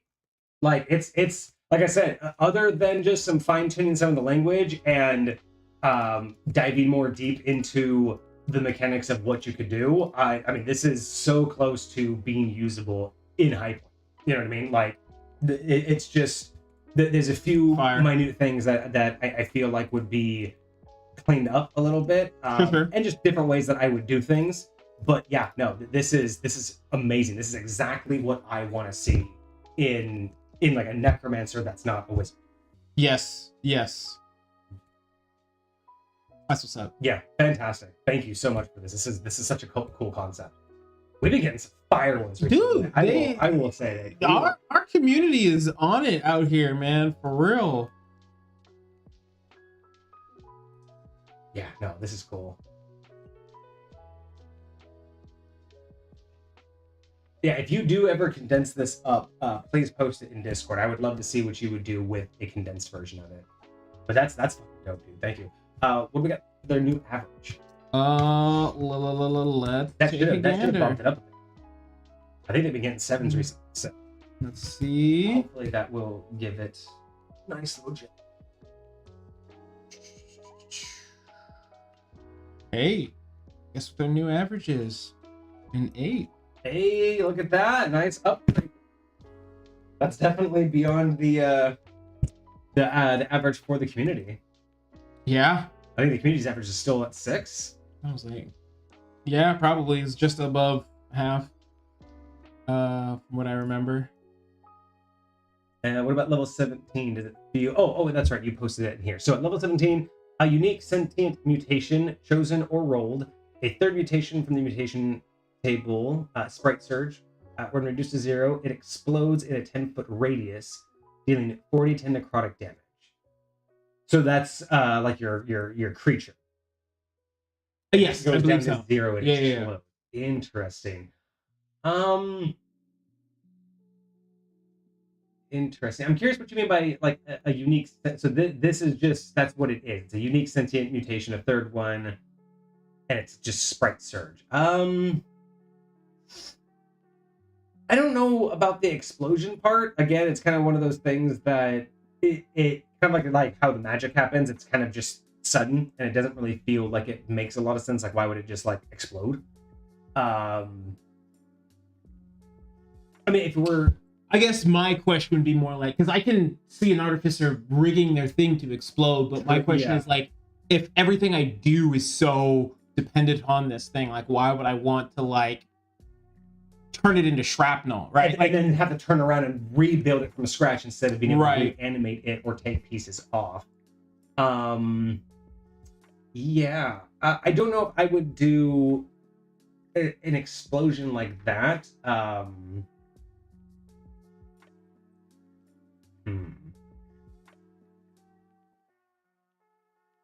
trying to think of like what else would you do at a level 17. I mean, we did the lifelink part, but those can also be happening at level 17 where I mean that's the part where so I mean if it's 17, the 17's the capstone. So like, that's a great capstone. So then that would probably be my suggestion. Instead of at level 15, at level 17 is when you reach 0, you either take over the body or you share its life points. Sure. Point. I think both of those would be totally fine. I think that's what I would rather see than this kind of like it goes down and then it explodes. Yeah, because also what I'm thinking is a lot of what the abilities for this creature are encouraging the player to do is keep this guy close to you. Mm-hmm. And if that's the case and it explodes, no, I'm caught in the explosion type deal. You know what I mean? Like, So it doesn't. Yeah. I don't think it says it only hurts enemies. I'm assuming it would hurt allies as well. It says it explodes in a 10-foot radius, dealing 40-10 necrotic damage. Dex save DC 16 for half. Sure.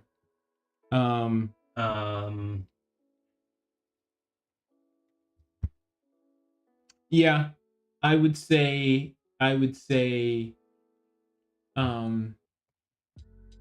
I mean, if you wanted to do something like that, I would almost suggest doing more of like overload protocol or something, and having it to where when it is reduced to 0 hit points, either as a reaction on the artificer's part or just as an action when it reaches 0, it can turn up to 90 degrees, and then its core like ignites and then does almost like a cone attack of necrotic damage. So it's more like, oh, I'm dying, I get one chance to kind of turn and like have an explosion. So the body doesn't go away, but like your core explodes. I do like that energy. I like the idea of like I like the idea of a last minute like hurrah, but I kind of dig more of this idea that like because I reread it and it's like it's the 40-10 necrotic damage. I'm like, yes, there's something there as this last like it's dying, but I'd want it to be less destructive overall, and I'd want to just push it more. So instead of an explosion, the cone, it like almost like vomits all of its like necrotic blood. But then I was like, oh, but its core. What if its core? Yes. Imagine that core that we were talking about. You can only have one of them up, right? Yeah. That core, when it goes down, like that core is being destroyed. I'm assuming that's more of what you need to rebuild rather than like the physical body itself. So if you were able to like, how they have hooded lanterns and it basically shines whatever light in a very specific direction, like I think you could do that exact same thing, but with this explosion of necrotic damage that fills the core that powers it. I think that would be a phenomenal way to articulate that. So let's see. In the more finalized version, they did have it specified that before death, because since it has the ability to get back up once like a half-orc, the explosion part are allowed to use a free use of their ability craft, then explode at the collapsing blow by choice of the artificer. So technically a kill switch ability. It was created to be so at the point at any point it could activate once the creature is down. So technically more like a C4 drop. Oh, interesting. Yeah. I don't dislike the I would say that if you want it to be more impactful like that for like the whole party, I would say the 17 level having some sort of final attack, final explosion is cool. I don't mind that. Again, just because of the way I think about the lore, I don't like the idea of the thing being destroyed. So an explosion's a little harder for me to represent in my head. Like, in visuals, it's harder for me to think of an explosion not destroying it. But like a cone attack, especially at that level, I mean, a cone attack at 40-10, like, I don't think it needs to be an explosion, right? I think it can be an outward projection of necrotic energy. I think that would be dope. But at the same time, I also really like the idea of, again, you linking yourself to it at that stage to where it's harder for you to die. So I'm torn. I don't mind the explosion thing. I think I would turn it into a cone, but I really like the idea of this lifelink. The way I look at it, you could totally basically just say it does the same as Cone of Cold. First of all, they're going to have access to 5th level spells. They're going to have the ability to cast 5th level spells by this point. What you're describing does way less than Cone of Cold. Cone of Cold is 8d8, and it's a 60-foot cone. Oh, yeah. So I think just change that to necrotic damage and give it this. Just gonna free 5th levels. That's cool. Yeah, that's way cool. And it does necrotic damage instead. I think that'd be dope. And if that's what happens when it goes down, and then again, what happens if you go down is you get control over it. Shoot. And then what happens if both of you go down? Dude, imagine it's you go down and then you're gonna drop that at the end. Like maybe you both went down, but maybe that's what took everybody out. Yeah, there's a lot there. So.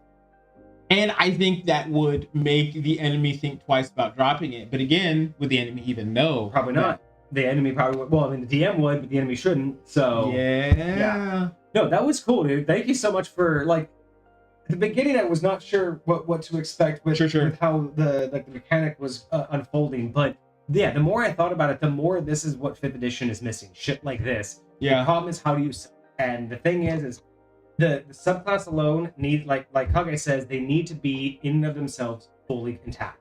So even if it came with 2 roll tables or just 2 choosable tables, and you could say you can roll and choose, but the idea of having a table of augmentations, like 10 augmentations you can do, and just have a good and a bad for each one, and then have a table for potential detriments, like small little things, you know, that could be easily added to the subclass, and in and of itself, it would be fine, right? Because it's not super complicated. It's just bam. It's the subclass. It doesn't do a whole lot. You don't need to have these side quests for them to do this. You can just say, I mean, hell, I would even say that the grafting, you can just do 1 graft once per level. So like once per level up, you can then apply a graft. Because that was the thing. So back in 2nd edition, that was actually one of my favorite limitations. Is instead of once per day or once per long rest, it was once per level. So even that graph, you could still have up to 10 graphs. You know what I mean? Like it was just you had to wait till you leveled up to add another one. And I like that because it's not such a renewable resource. Yeah, you have to wait a long time for it to happen. And like for 5th edition, you doing something like that, I know this is something that you might not like. Although I will say it's a lot better with something like this because I'll say at a level up, you get an additional one, but you can also change any old ones. Exactly. 100%. Right? You would be able to swap out any other. Yeah. So like say I don't like the way this one's working out. Yes, I can swap. But again, you got to wait for that level. You try it out for a whole level. There you go. So and then you can swap it. It would be so, So that's the thing. Like this is just so missing. So a condensed version that if you just read the subclass and the condensed version of crafting, no one would be confused and everyone would be okay. Because again, it's all in the subclass. Yeah. But the overall mechanic needs to be sold to DMs as its own mechanic, aside from the subclass. So they are 100% linked, but they should both operate independently. Sure. You shouldn't have to go to chapter 4 to play the subclass. The subclass should just have the condensed version. I'm curious if somebody wanted to create something like that, would that be something we could review? What do you mean? Like imagine this, like the actual mechanic? The mechanic. If somebody submitted a mechanic all by itself. Wanted to finish the mechanic by itself, dependent of the subclass, has nothing to do with the subclass, just a mechanic for this. Yes, that is kind of homebrew that I would like. Again, same thing with conditions, spells. I am down to do those as long as they are in and of themselves something that you read and you can accept and adopt as is and don't need anything else around it. Sure. That's why I say that they should be separated. The subclass should not need this mechanic to be in my realm, because the subclass should tell me everything I can do. But that should be a teaser to, well, what does a master Fleshsmith do? Sure. What is someone who dedicated their life and isn't an adventurer? And that's where the mechanic comes in, and vice versa. Maybe I don't want the player to have that ability, but I love the idea of giving them enhancements. That's where the mechanic comes in, dependent of the subclass. So yeah, if Cart finished it, I would 100% look at that mechanic, but that's the way that I would do it. I would separate the two because and just that would be so phenomenal. I genuinely think that type of content is something that's missing in the homebrew space. Yes. Is like that's not something that people like. I know that there are some people out there that do stuff like that, but like just wholly having a mechanic set up for that someone can just take and adopt. Like I think there should be so much more of that in the 5th edition space. So Cart, to answer your question, that's hard. Like for me, the more complicated it gets, the less I care about the written rule. Like, so his question is, would you want it to be more like Flesh Forges just kind of exist, and then you can kind of find them, and then get resources to build your own, or something that's more about like biological limitations, certain races for certain abilities, like piecemealing together all of the bits and pieces, right? And the thing is, like, the more complicated it gets for me, the less it needs hard and fast rules, right? Like that's where you get into things like, just simply if you want to get it super complicated where you have to find the right parts and pieces, that's more of the DMs to decide what kind of creature will you need. I want bat ears. Well, you can't just have a bat. You probably need to go find a dire bat or a giant bat. But I don't think that needs to be perfectly one-to-one, because then you get into issues of, well, what if the DM doesn't have that animal, or what if they don't have a place for it?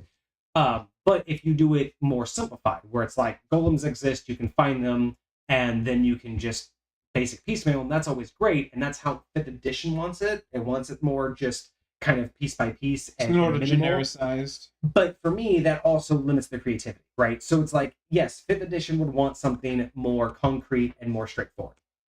But to really make it unique and creative, you kind of need to just give the DMs a generalized, hey, make sure that if they want to do these things, like you can even just say, hey, DMs, this list, like the minor graphs, can just be done. Be done with it. Don't worry about it. But these graphs require specific parts that can be purchased, hunted, foraged, whatever. Sure. And then these graphs, the magical ones, these require specific, minimal creatures that either You gotta list hunt out a dragon. Yeah, you gotta get a dragon. list it out, or you gotta tell the DM these things need to be the like side quests. So it's like you have one that can just happen, one that can be bought or done on downtime, and then one that requires a dedicated side mission, like a side quest. That would be the way that I would do it. But I wouldn't get. I would again let them realize how open ended it is for your set. You know what? I really like that idea. So I had been building myself a like herbalism mechanic, and I really like that idea, having the different levels and depths that you're trying to get into. You start off simple and basic. Anybody can do it. It's not hard. You can immediately see benefits from doing this thing. Then you have the more in-depth stuff. So Kurt gives us an example like stacking abilities. Like let's say you have a creature, like a race that has an ability, and then they want to graft something that's similar. Like a dragonborn can already have wings. Sure. So then they want to graft wings. Like that kind of shit, honestly, again, like that's where I struggle with, do you make a hard and fast rule for every possible situation, or do you, again, kind of like how the ADMG is supposed to be written, it's a guideline, right? Like in that particular case, I agree with you. I would just say that if a Dragonborn already has wings and they add more wings, they just fly faster. You know what I mean? It's just more control. I mean, but because you don't want to tell them, well, you could, but it doesn't do anything. I think you're right. I think you don't necessarily need a hard and fast rule. I think in scenarios like that, talk with your DM. In scenarios like that, so like you might rule it one way, I might rule it a different way. A lot of the old booklets used to really say, here's a couple examples, but DMs make it make sense for you, right? And that's all you have to say is like, hey, DMs, if they want to add this, here are a couple examples, but work with your players. I mean, to be honest, like the way I would do something like that, depending upon what you're trying to do and how hard it is, I would say if you're trying to graft wings on something that already has wings, you're gonna have to remove their old wings. You could do that too. Like that's probably how I would go about it, unless you're trying to get some like dragonfly wings where you literally have multi sets of wings, or like unless you're trying to be specific. And so like again, you could work that out with your DM, like how it would work. Like if for whatever reason they did have two sets, it'd be like whichever one's faster, that's how fast you can fly. So like if you already have the ability to fly, you can gain a passive ability like feather fall, like just different ways to sure. That's where it really comes down to, is the most creative ideas, what ruins them the most is removing the creativity, right? Sure. You could say, oh, there's a million different ways to do this, but if you try to make a ruling for every way to do it, it's no longer being creative. Because when you do that, what you're telling the person is, hey, here's a really creative way to do it, now pick what you're going to do. And then it turns from this, man, I could go fight a dragon, and then maybe I can take its wings, and then maybe my DM will let me do this, to I don't want that. And that's the problem, is the more you itemize it, the more you turn it into a min-maxing selection of what's the best thing, instead of, well, what do I want? And to be honest, I think, especially because that's hard to find in 5th edition, stuff like this is the best way to interact with that, right? Stuff that's outside of the hard and fast, this is what a subclass does, this exactly. is what it's hey, you're out here foraging, you're out here doing alchemy, you're out here, whatever the case may be, and you now have a little bit of creativity, a little bit of freedom to try and figure out what you want to build, what you want to put together. Like, here's the basics, play with it. You know, put these Legos together and see what you come out with on the other side. You know, Exactly. So And that's where I feel like it is. Like the more you give them instructions, the less they'll ever realize that the Lego pieces connect differently. Yeah. And they'll only ever try to, do the best one possible. And that's where the downside. It's like you see that all the time, where you see these lists of things, but if given the choice, people are going to find the best one, not the most creative or the most RP friendly, or even the one that makes the most sense. They're just going to find the one that gives them the best benefit.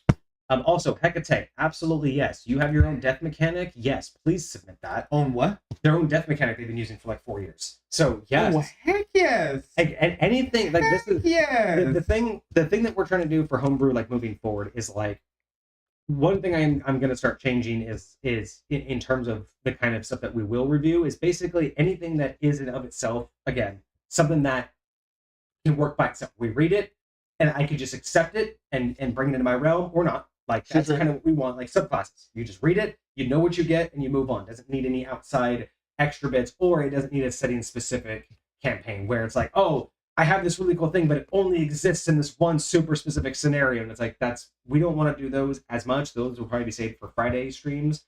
Anything that's like, setting specific or just really requires the DMs to be in a certain mindset. Those things are less what we want to deal with. But again, we've talked about, like, I have, my crit mechanic that I've finally nailed down as something that I really like. That's kind of what we're talking about, is if it's something that you can explain, we can read, we can go, yes, no, here's what I like about it. And anybody can pick it up in and of itself. We want that. That's the kind of new review stuff we want. Because we've done subclasses, we've done races, we've done creatures, we've done weapons, but, like the permafrost condition, like that was an amazing homebrew option. Like, so cool. And that didn't even come by itself. So that came with something, but that itself is basically like a 10 out of 10. Like that right there is such a cool concept. Yes. And it doesn't need to be long and arduous. It just needs to be something you can use. So yeah, if there's a death mechanic out there, that's awesome. I don't like death saving throws. That's why I've constantly adjusted the difference of negative zones and what's unconscious with death. And then yeah, like my crit mechanic is just the max plus roll. I think that has been my favorite out of every rendition of every possible way I've done crit damage.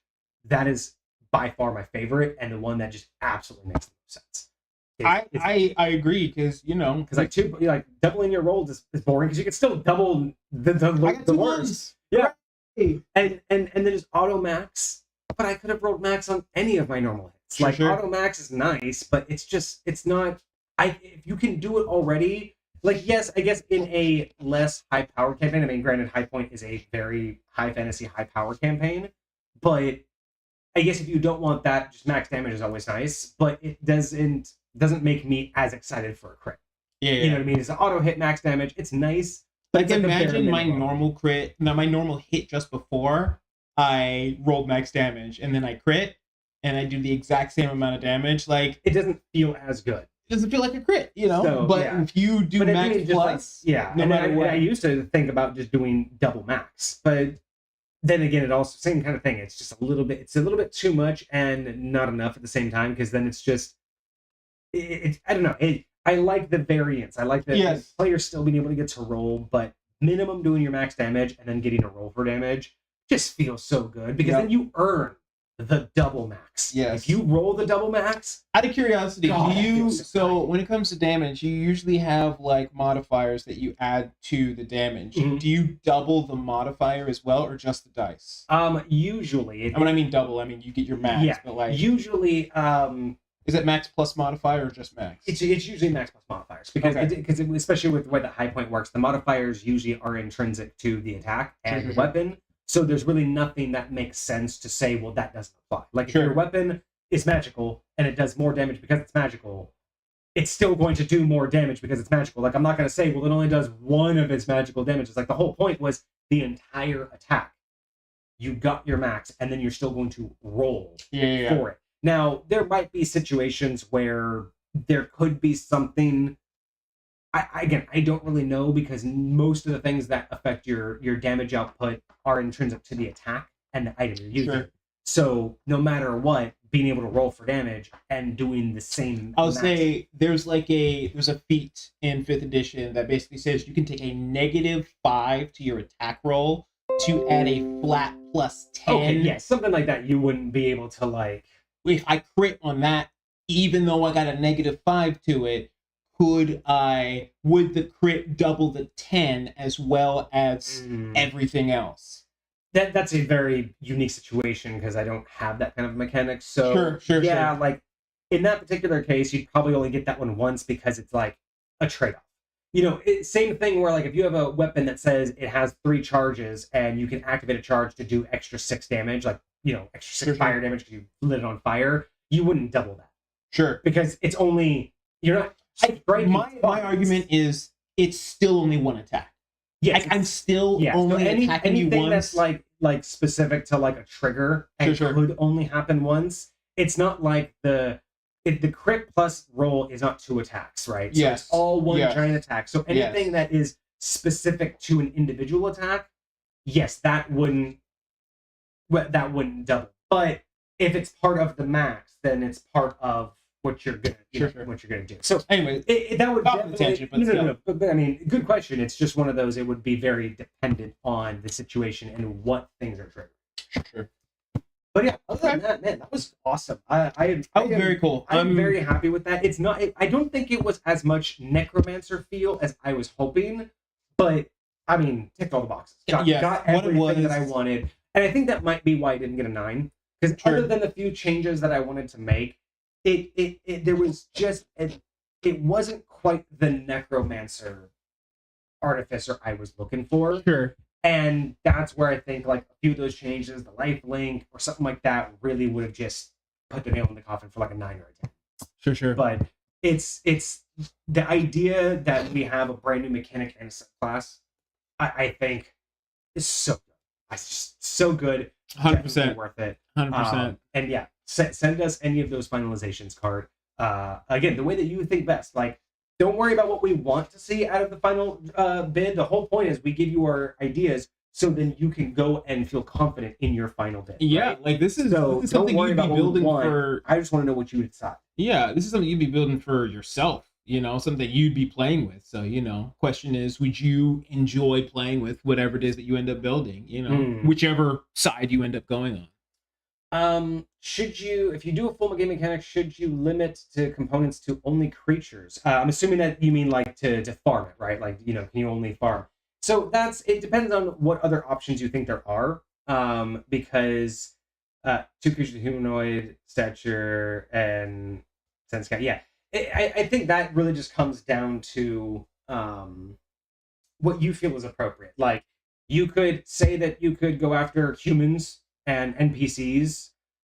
I don't know. There are some DMs who wouldn't be down for that, and that's just kind of like an option. I think more DMs would be fine for it to be things that you intend to kill, like things that you need to.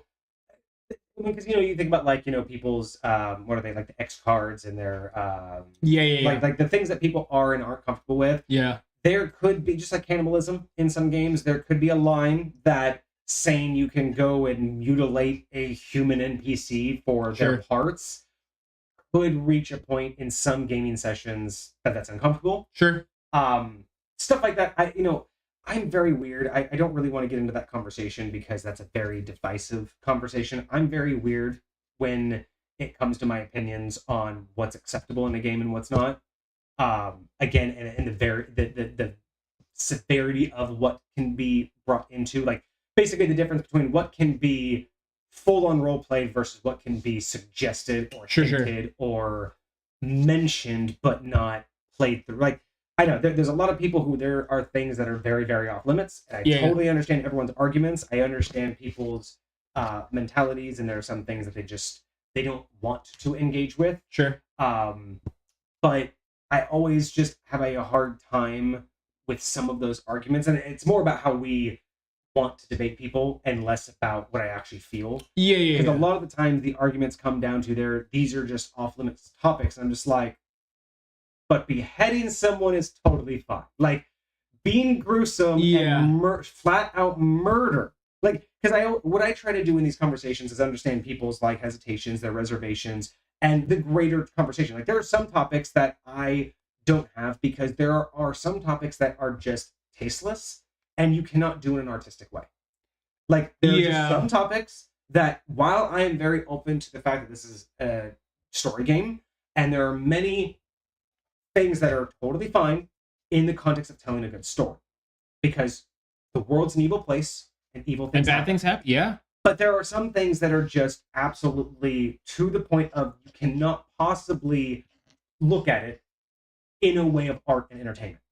Like, and that's mainly because, for the most part, the majority of people that would even get close to that are probably having an unhealthy relationship with that topic. Sure. And so I get it. Like, there are plenty of topics that I understand and would never have in my game. I would just never discuss certain things, especially, I mean, granted, yes, you can be technically a child as an adventurer in my realm. Sure. But, and that does mean that technically there's child death in my realm. Sure. But I'm never really, like, look at any anime. Like, every character in these animes are like 12 years old. But there are some things that I'm never going to specifically discuss, like an innocent child in a very bad situation. Like, to me, there's no real artistic way to get into certain details when it comes to just certain groups of people. I can just change a couple details and it still gets the same point across. Now, saying that an orphanage burned down because the BBEG ordered it. Sure. That's totally fine. I don't see any problem with that. I do not see any issue saying that this BBEG is bad because he burned down an orphanage with kids in it. That may be taboo for some DMs, right? Just mentioning it. I think from a narrative standpoint, artistically speaking, there's nothing wrong with having that as a gloss over. I'm not going to do an entire session where I'm going to bind you people. All of the party is going to be bound together, and I'm going to one by one march the kids you've been spending the last 10 gaming sessions protecting and training and teaching and growing. And I'm not going to have this whole elaborate thing where they're marched into the orphanage and I'm going to go through this gruesome tale. That is not artistic to that extent. I don't have to get that detail. Now, I can say, you lost this battle, here's the end result. But you know what I mean? Like, there's a point at which this is no longer artistic. This is just indulgence, right? And when it comes, so that's what I'm saying. It's like there's plenty of situations, but more often than not, when I hear people make these arguments, it's just there's if you have this, then absolutely you're the worst person in the world. And I'm just like, but you're okay with seeing that in Game of Thrones. Listen, you're okay when it's on TV in actual 4K. You are, but I can't mention it at the table. There's a point at which that argument fails for me, because I understand things are taboo. But you can't just say... You're free to have what you are, a boundary for yourself. Yes. Perfect. And to be honest, you're free to judge somebody else for not having the same boundaries as you. Go for it. Freedom. But at the same time, everybody is entitled to their own free... And if theirs is different than yours for whatever reason... Sucks to suck, man. You don't have to play in their game. Yeah. I think the biggest thing is you talk about what is important for you, what matters to you. If I'm okay with something and you're not, the question is, can I continue to run an effective game without crossing anybody's line? And there can be some lines where you say, guess what? I cannot effectively articulate the world that you guys are in without broaching certain subjects that make you uncomfortable. So maybe this world is not like I mean, like if you have the fear, if you have arachnophobia, but you're going to go into a campaign in the Underdark, I am sorry, I cannot effectively run an Underdark campaign if you're afraid of spiders. I can't. I'm sorry. I do not have the capacity. But you can run a D&D game. I can run a D&D game underground all I want, but you can't say I want to go to the Underdark. Yes. And fuck with things in the Underdark. There are spiders in the Underdark. But it's a key. If you're saying, imagine this, and this is an extreme example because I don't think anybody's ever had this aversion in their entire life. The thing that I'm uncomfortable with happening in D&D is robbery. If you are talking about robbery or robbery occurs in this world, I'm uncomfortable with that. I can't play. I honestly, I don't think I can. There's thieves guilds. That's what they do. There's literally a skill in the game that allows you to pickpocket.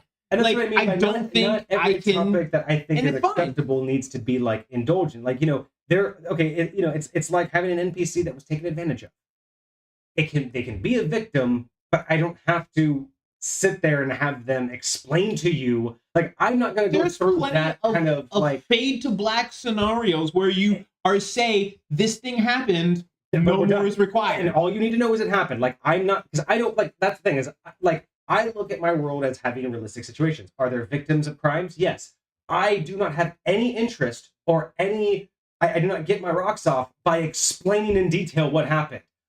It's just a narrative point of this person was a victim of a crime, and you have the chance to make it right. I do not need to go. I do not want to go into detail because that's not the purpose of the literary art. The fact that they're a victim is the art piece because it is the launching point for a greater narrative, a greater story. And sometimes realistic things happen. But again, it's like, if you know, my biggest thing is like, there are some situations where people feel like, that should never ever be mentioned. And it's like, but if you'll watch it on TV, I'm sorry, but if you will watch it on TV, but then say it doesn't belong in your game, I'm confused. I'm very confused. Is not just up to you when it comes to any collaborative effort.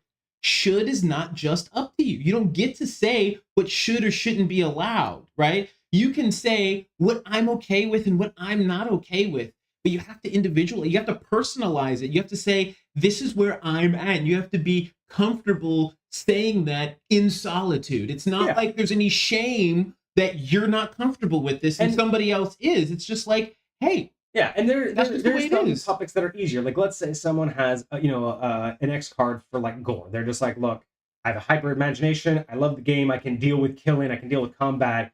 But I can't deal with the overt discussions. Sure. I just don't give me details. Like, don't give me the gory details. So like, there are some times where I might want to do a visceral combat where we're kind of getting into it. And that would be easy to just not do that. Like, okay, you hit him and he bled out. If you're fine with me just saying he bled out, that's fine. I don't need to say your sword comes down, you see the gash, it comes open 6 inches, there's 4 gallons. Like, I don't need to go all through every little thing. I don't need to tell you that you see his, you severed his, neck and you can actually see his spinal cord. Like, yes, I totally get that you don't need to say that there's blood splatter on the wall. You could just say, you hit him.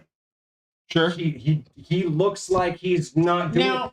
But that's the thing, is like, those are acceptable understandings. But by saying I can't have violence in the game, like if I can't say you chopped his head off, like, I should be able to say that and that's it. But I don't need to say. But then you get gargling and you get blood all over your face and you feel the warmth going down your cheek. Like, that would be too much for someone, and I would respect that.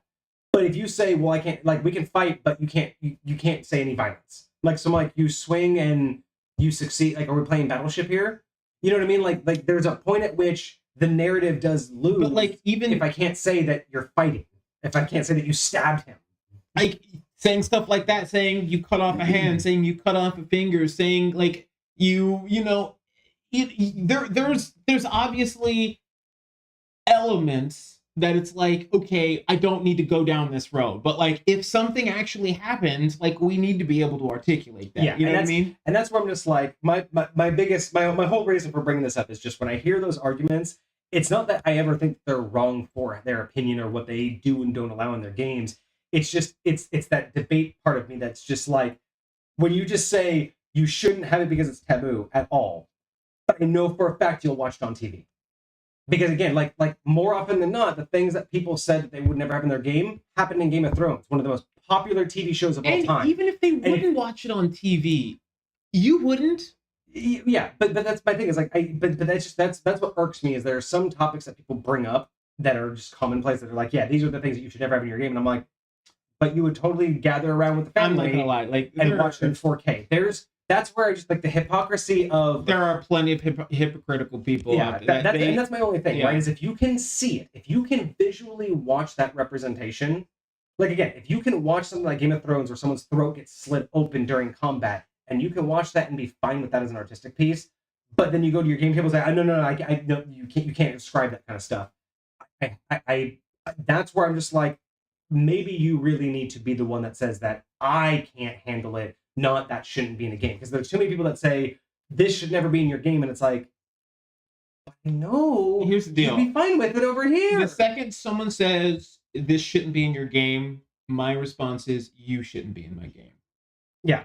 I mean, I get it. Like if there are some things that you're not comfortable with, we can talk. But the idea of like there are hard and fast, these things can't be in. Everyone has their own line. It's my game. Yeah. Like, it is. And again, I think that there are plenty of things that 99.9% of players and DMs would all agree just don't belong or would make many people uncomfortable, to say the least. But again, there's that severity of when you decide when they should be cut off, period, is just to me there's always a nuanced conversation, and that's what's difficult. Is I always think that there is some nuance to any conversation. It goes back to what you've said a lot in the past, and it's the mentality of entitlement. And I think that's really where it hits it for me. It's not even about whether the thing should or shouldn't be in the game. It's about the fact that you think you get to tell me what I am or am not allowed to do when I play. That's just something that if we can't come to the understanding that it's not your choice, like you don't get to impose your standards onto me because you think they're universal. Like, yeah. If we can't get to an understanding on that point, that mentality is going to block our ability to work well together in this space. Like, it doesn't matter about the thing anymore. It matters about how you choose to operate when it comes to your mindset and your actions. Well, and Cart's example too is kind of what I would consider an extreme example, right? Someone says that you can't ever describe what happens to my character. I can sit there and listen to what happens to everybody else, but the moment you say this happens to my character, they blame the fact that they have phantom senses, which I don't know if that's a real thing where you have an active imagination and you're easily, like, what I would call that is basically being easily susceptible, right? You hear a detailed thing and your mind takes over, you have anxiety about it, and you start to feel those effects. Those things I can totally get behind on a psychological basis. But what I can't get behind is simply saying, blah, blah, blah, this happens to you, this happens to your character. And that does nothing to you. But the moment I say this happens to your character, that's when you feel it. Like, if you were an individual who says that if I hear too much of a graphic thing at all, I start to feel it, that's fine, right? Maybe you don't belong at the table, but I get it. But to that extent, where you're like, you can say it at all, however much you want, but the moment I know it's directed at me, it's different. Like, there's an oddity there that I'm just like, hey, maybe this is the table for you, because that doesn't sound right. On either side, whether it's anybody or just you, the way I look at it is it's like, okay, there needs to be a way, because what if I said your character got a high five? What's your phantom? Is that going to be a problem? I can't say anything occurs to you. Well, I feel like the mindset is more, I want to be in control, and I don't want you to have control. Yeah. I don't want to hear bad things happen to my character, so I don't have to believe that they happen. They just, oh yeah, my character got hurt. That's all I had to hear is they got hurt. Because I didn't get stabbed, I just got hurt. You know what I mean? Like, but are you saying that? Or are you saying I don't get to say, because that's what it sounded like. It sounded like basically like you could just say, hey, this person's arm got chopped off, your head got chopped off, you got stabbed in the heart, you got injured in the fight. Like, that's what Cart was saying they have to do, is they cannot at all give detail directly to the person. Anybody else at the table is fine, but just directly to that person, I'm not allowed to say that you got stabbed, because somehow you'll feel stabbed. But I can tell this person with the same exact words, you got stabbed. But the moment I look at you and say you got stabbed, that's when you're, again, that's kind of one of those things, yeah, I don't necessarily know if I buy that, but again, extreme example, but that's what I mean by, why are you playing D&D?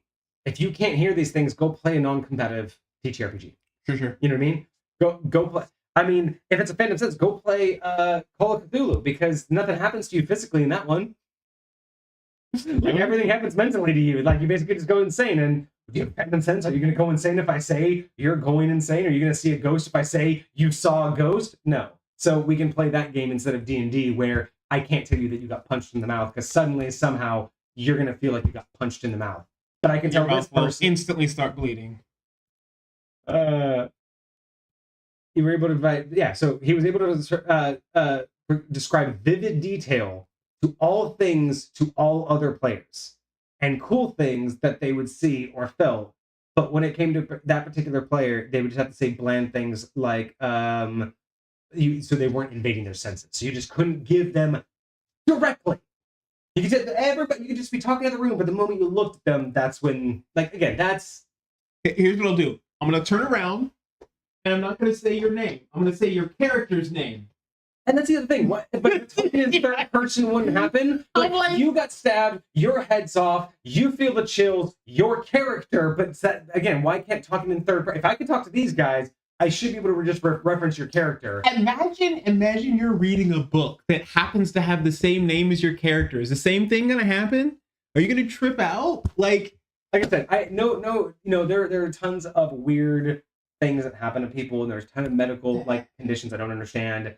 But there's a point at which medical conditions don't care about specifics, like third party specifics. You know what I mean? Like if you had, there was a point after I left the military that I had issues with certain, not even visuals, not even visual graphical things, but overtly graphical explanations of injuries affected me for a while after the military.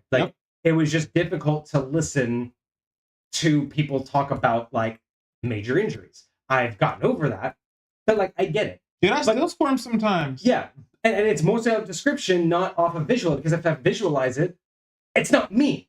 But the description puts me in a situation where my mind can recreate it, and then it puts me in bad. It's happening to me right now.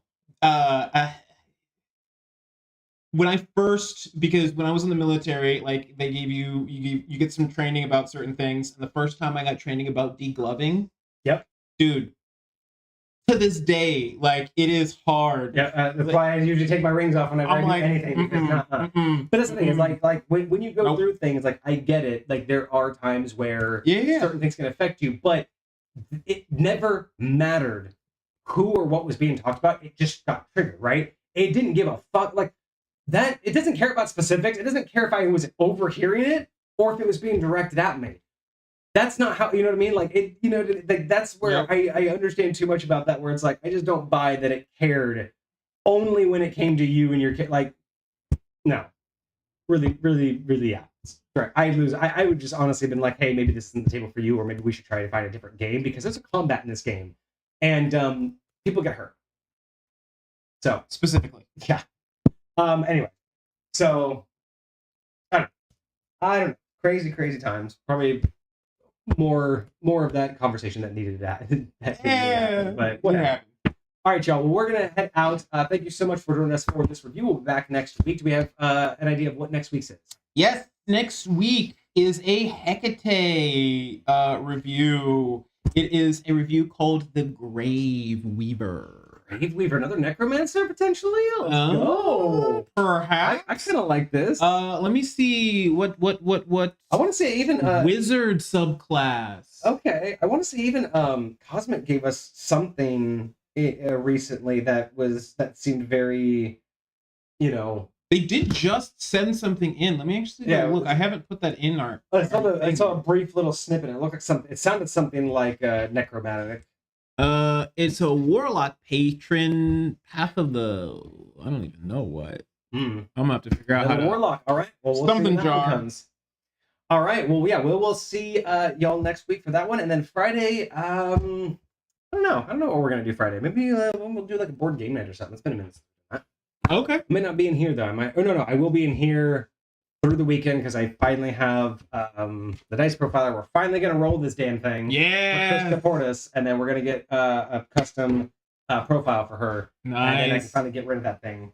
I'm that kind of person where it's I keep. You don't want it hanging over you. Yep. I need to hurry up and do this so I can send it back to her because it's not mine, and I don't want to sit there and forget about it. So that's probably gonna happen this weekend. Hopefully you'll get back to me on next weekend or the next yes. For the community stream for this month. We are doing we already got 2,000 for the November community stream, so y'all can earn that. And then, yeah, maybe Friday we'll do, since I'll be in here one more time before I move back to the studio. Sure. Maybe we'll do another board game. I'm not gonna lie, I've been vibing here. I've been vibing with the it's been a nice being change able to have like my computer sitting in front of me. Don't get me wrong, I vibe with it on my lap, but still, I mean, it is a laptop. Yeah. Well, theoretically, it's a Chromebook, but who cares? All right, y'all. Well, I hope you guys had a fantastic week, and I hope you guys have a great week ahead of you. We will be back on Friday with more nonsense. But yeah, if y'all see us playing games or coding or doing anything on online throughout the week, come on, say hi. But otherwise, yeah, we're still posting every single day on TikTok. So don't forget to go check us out on all of the social medias. Follow us, like everything that we post. It really does help. Share the best ones. And yeah, we'll see you guys on Friday. Cheers. Deuces, my friends.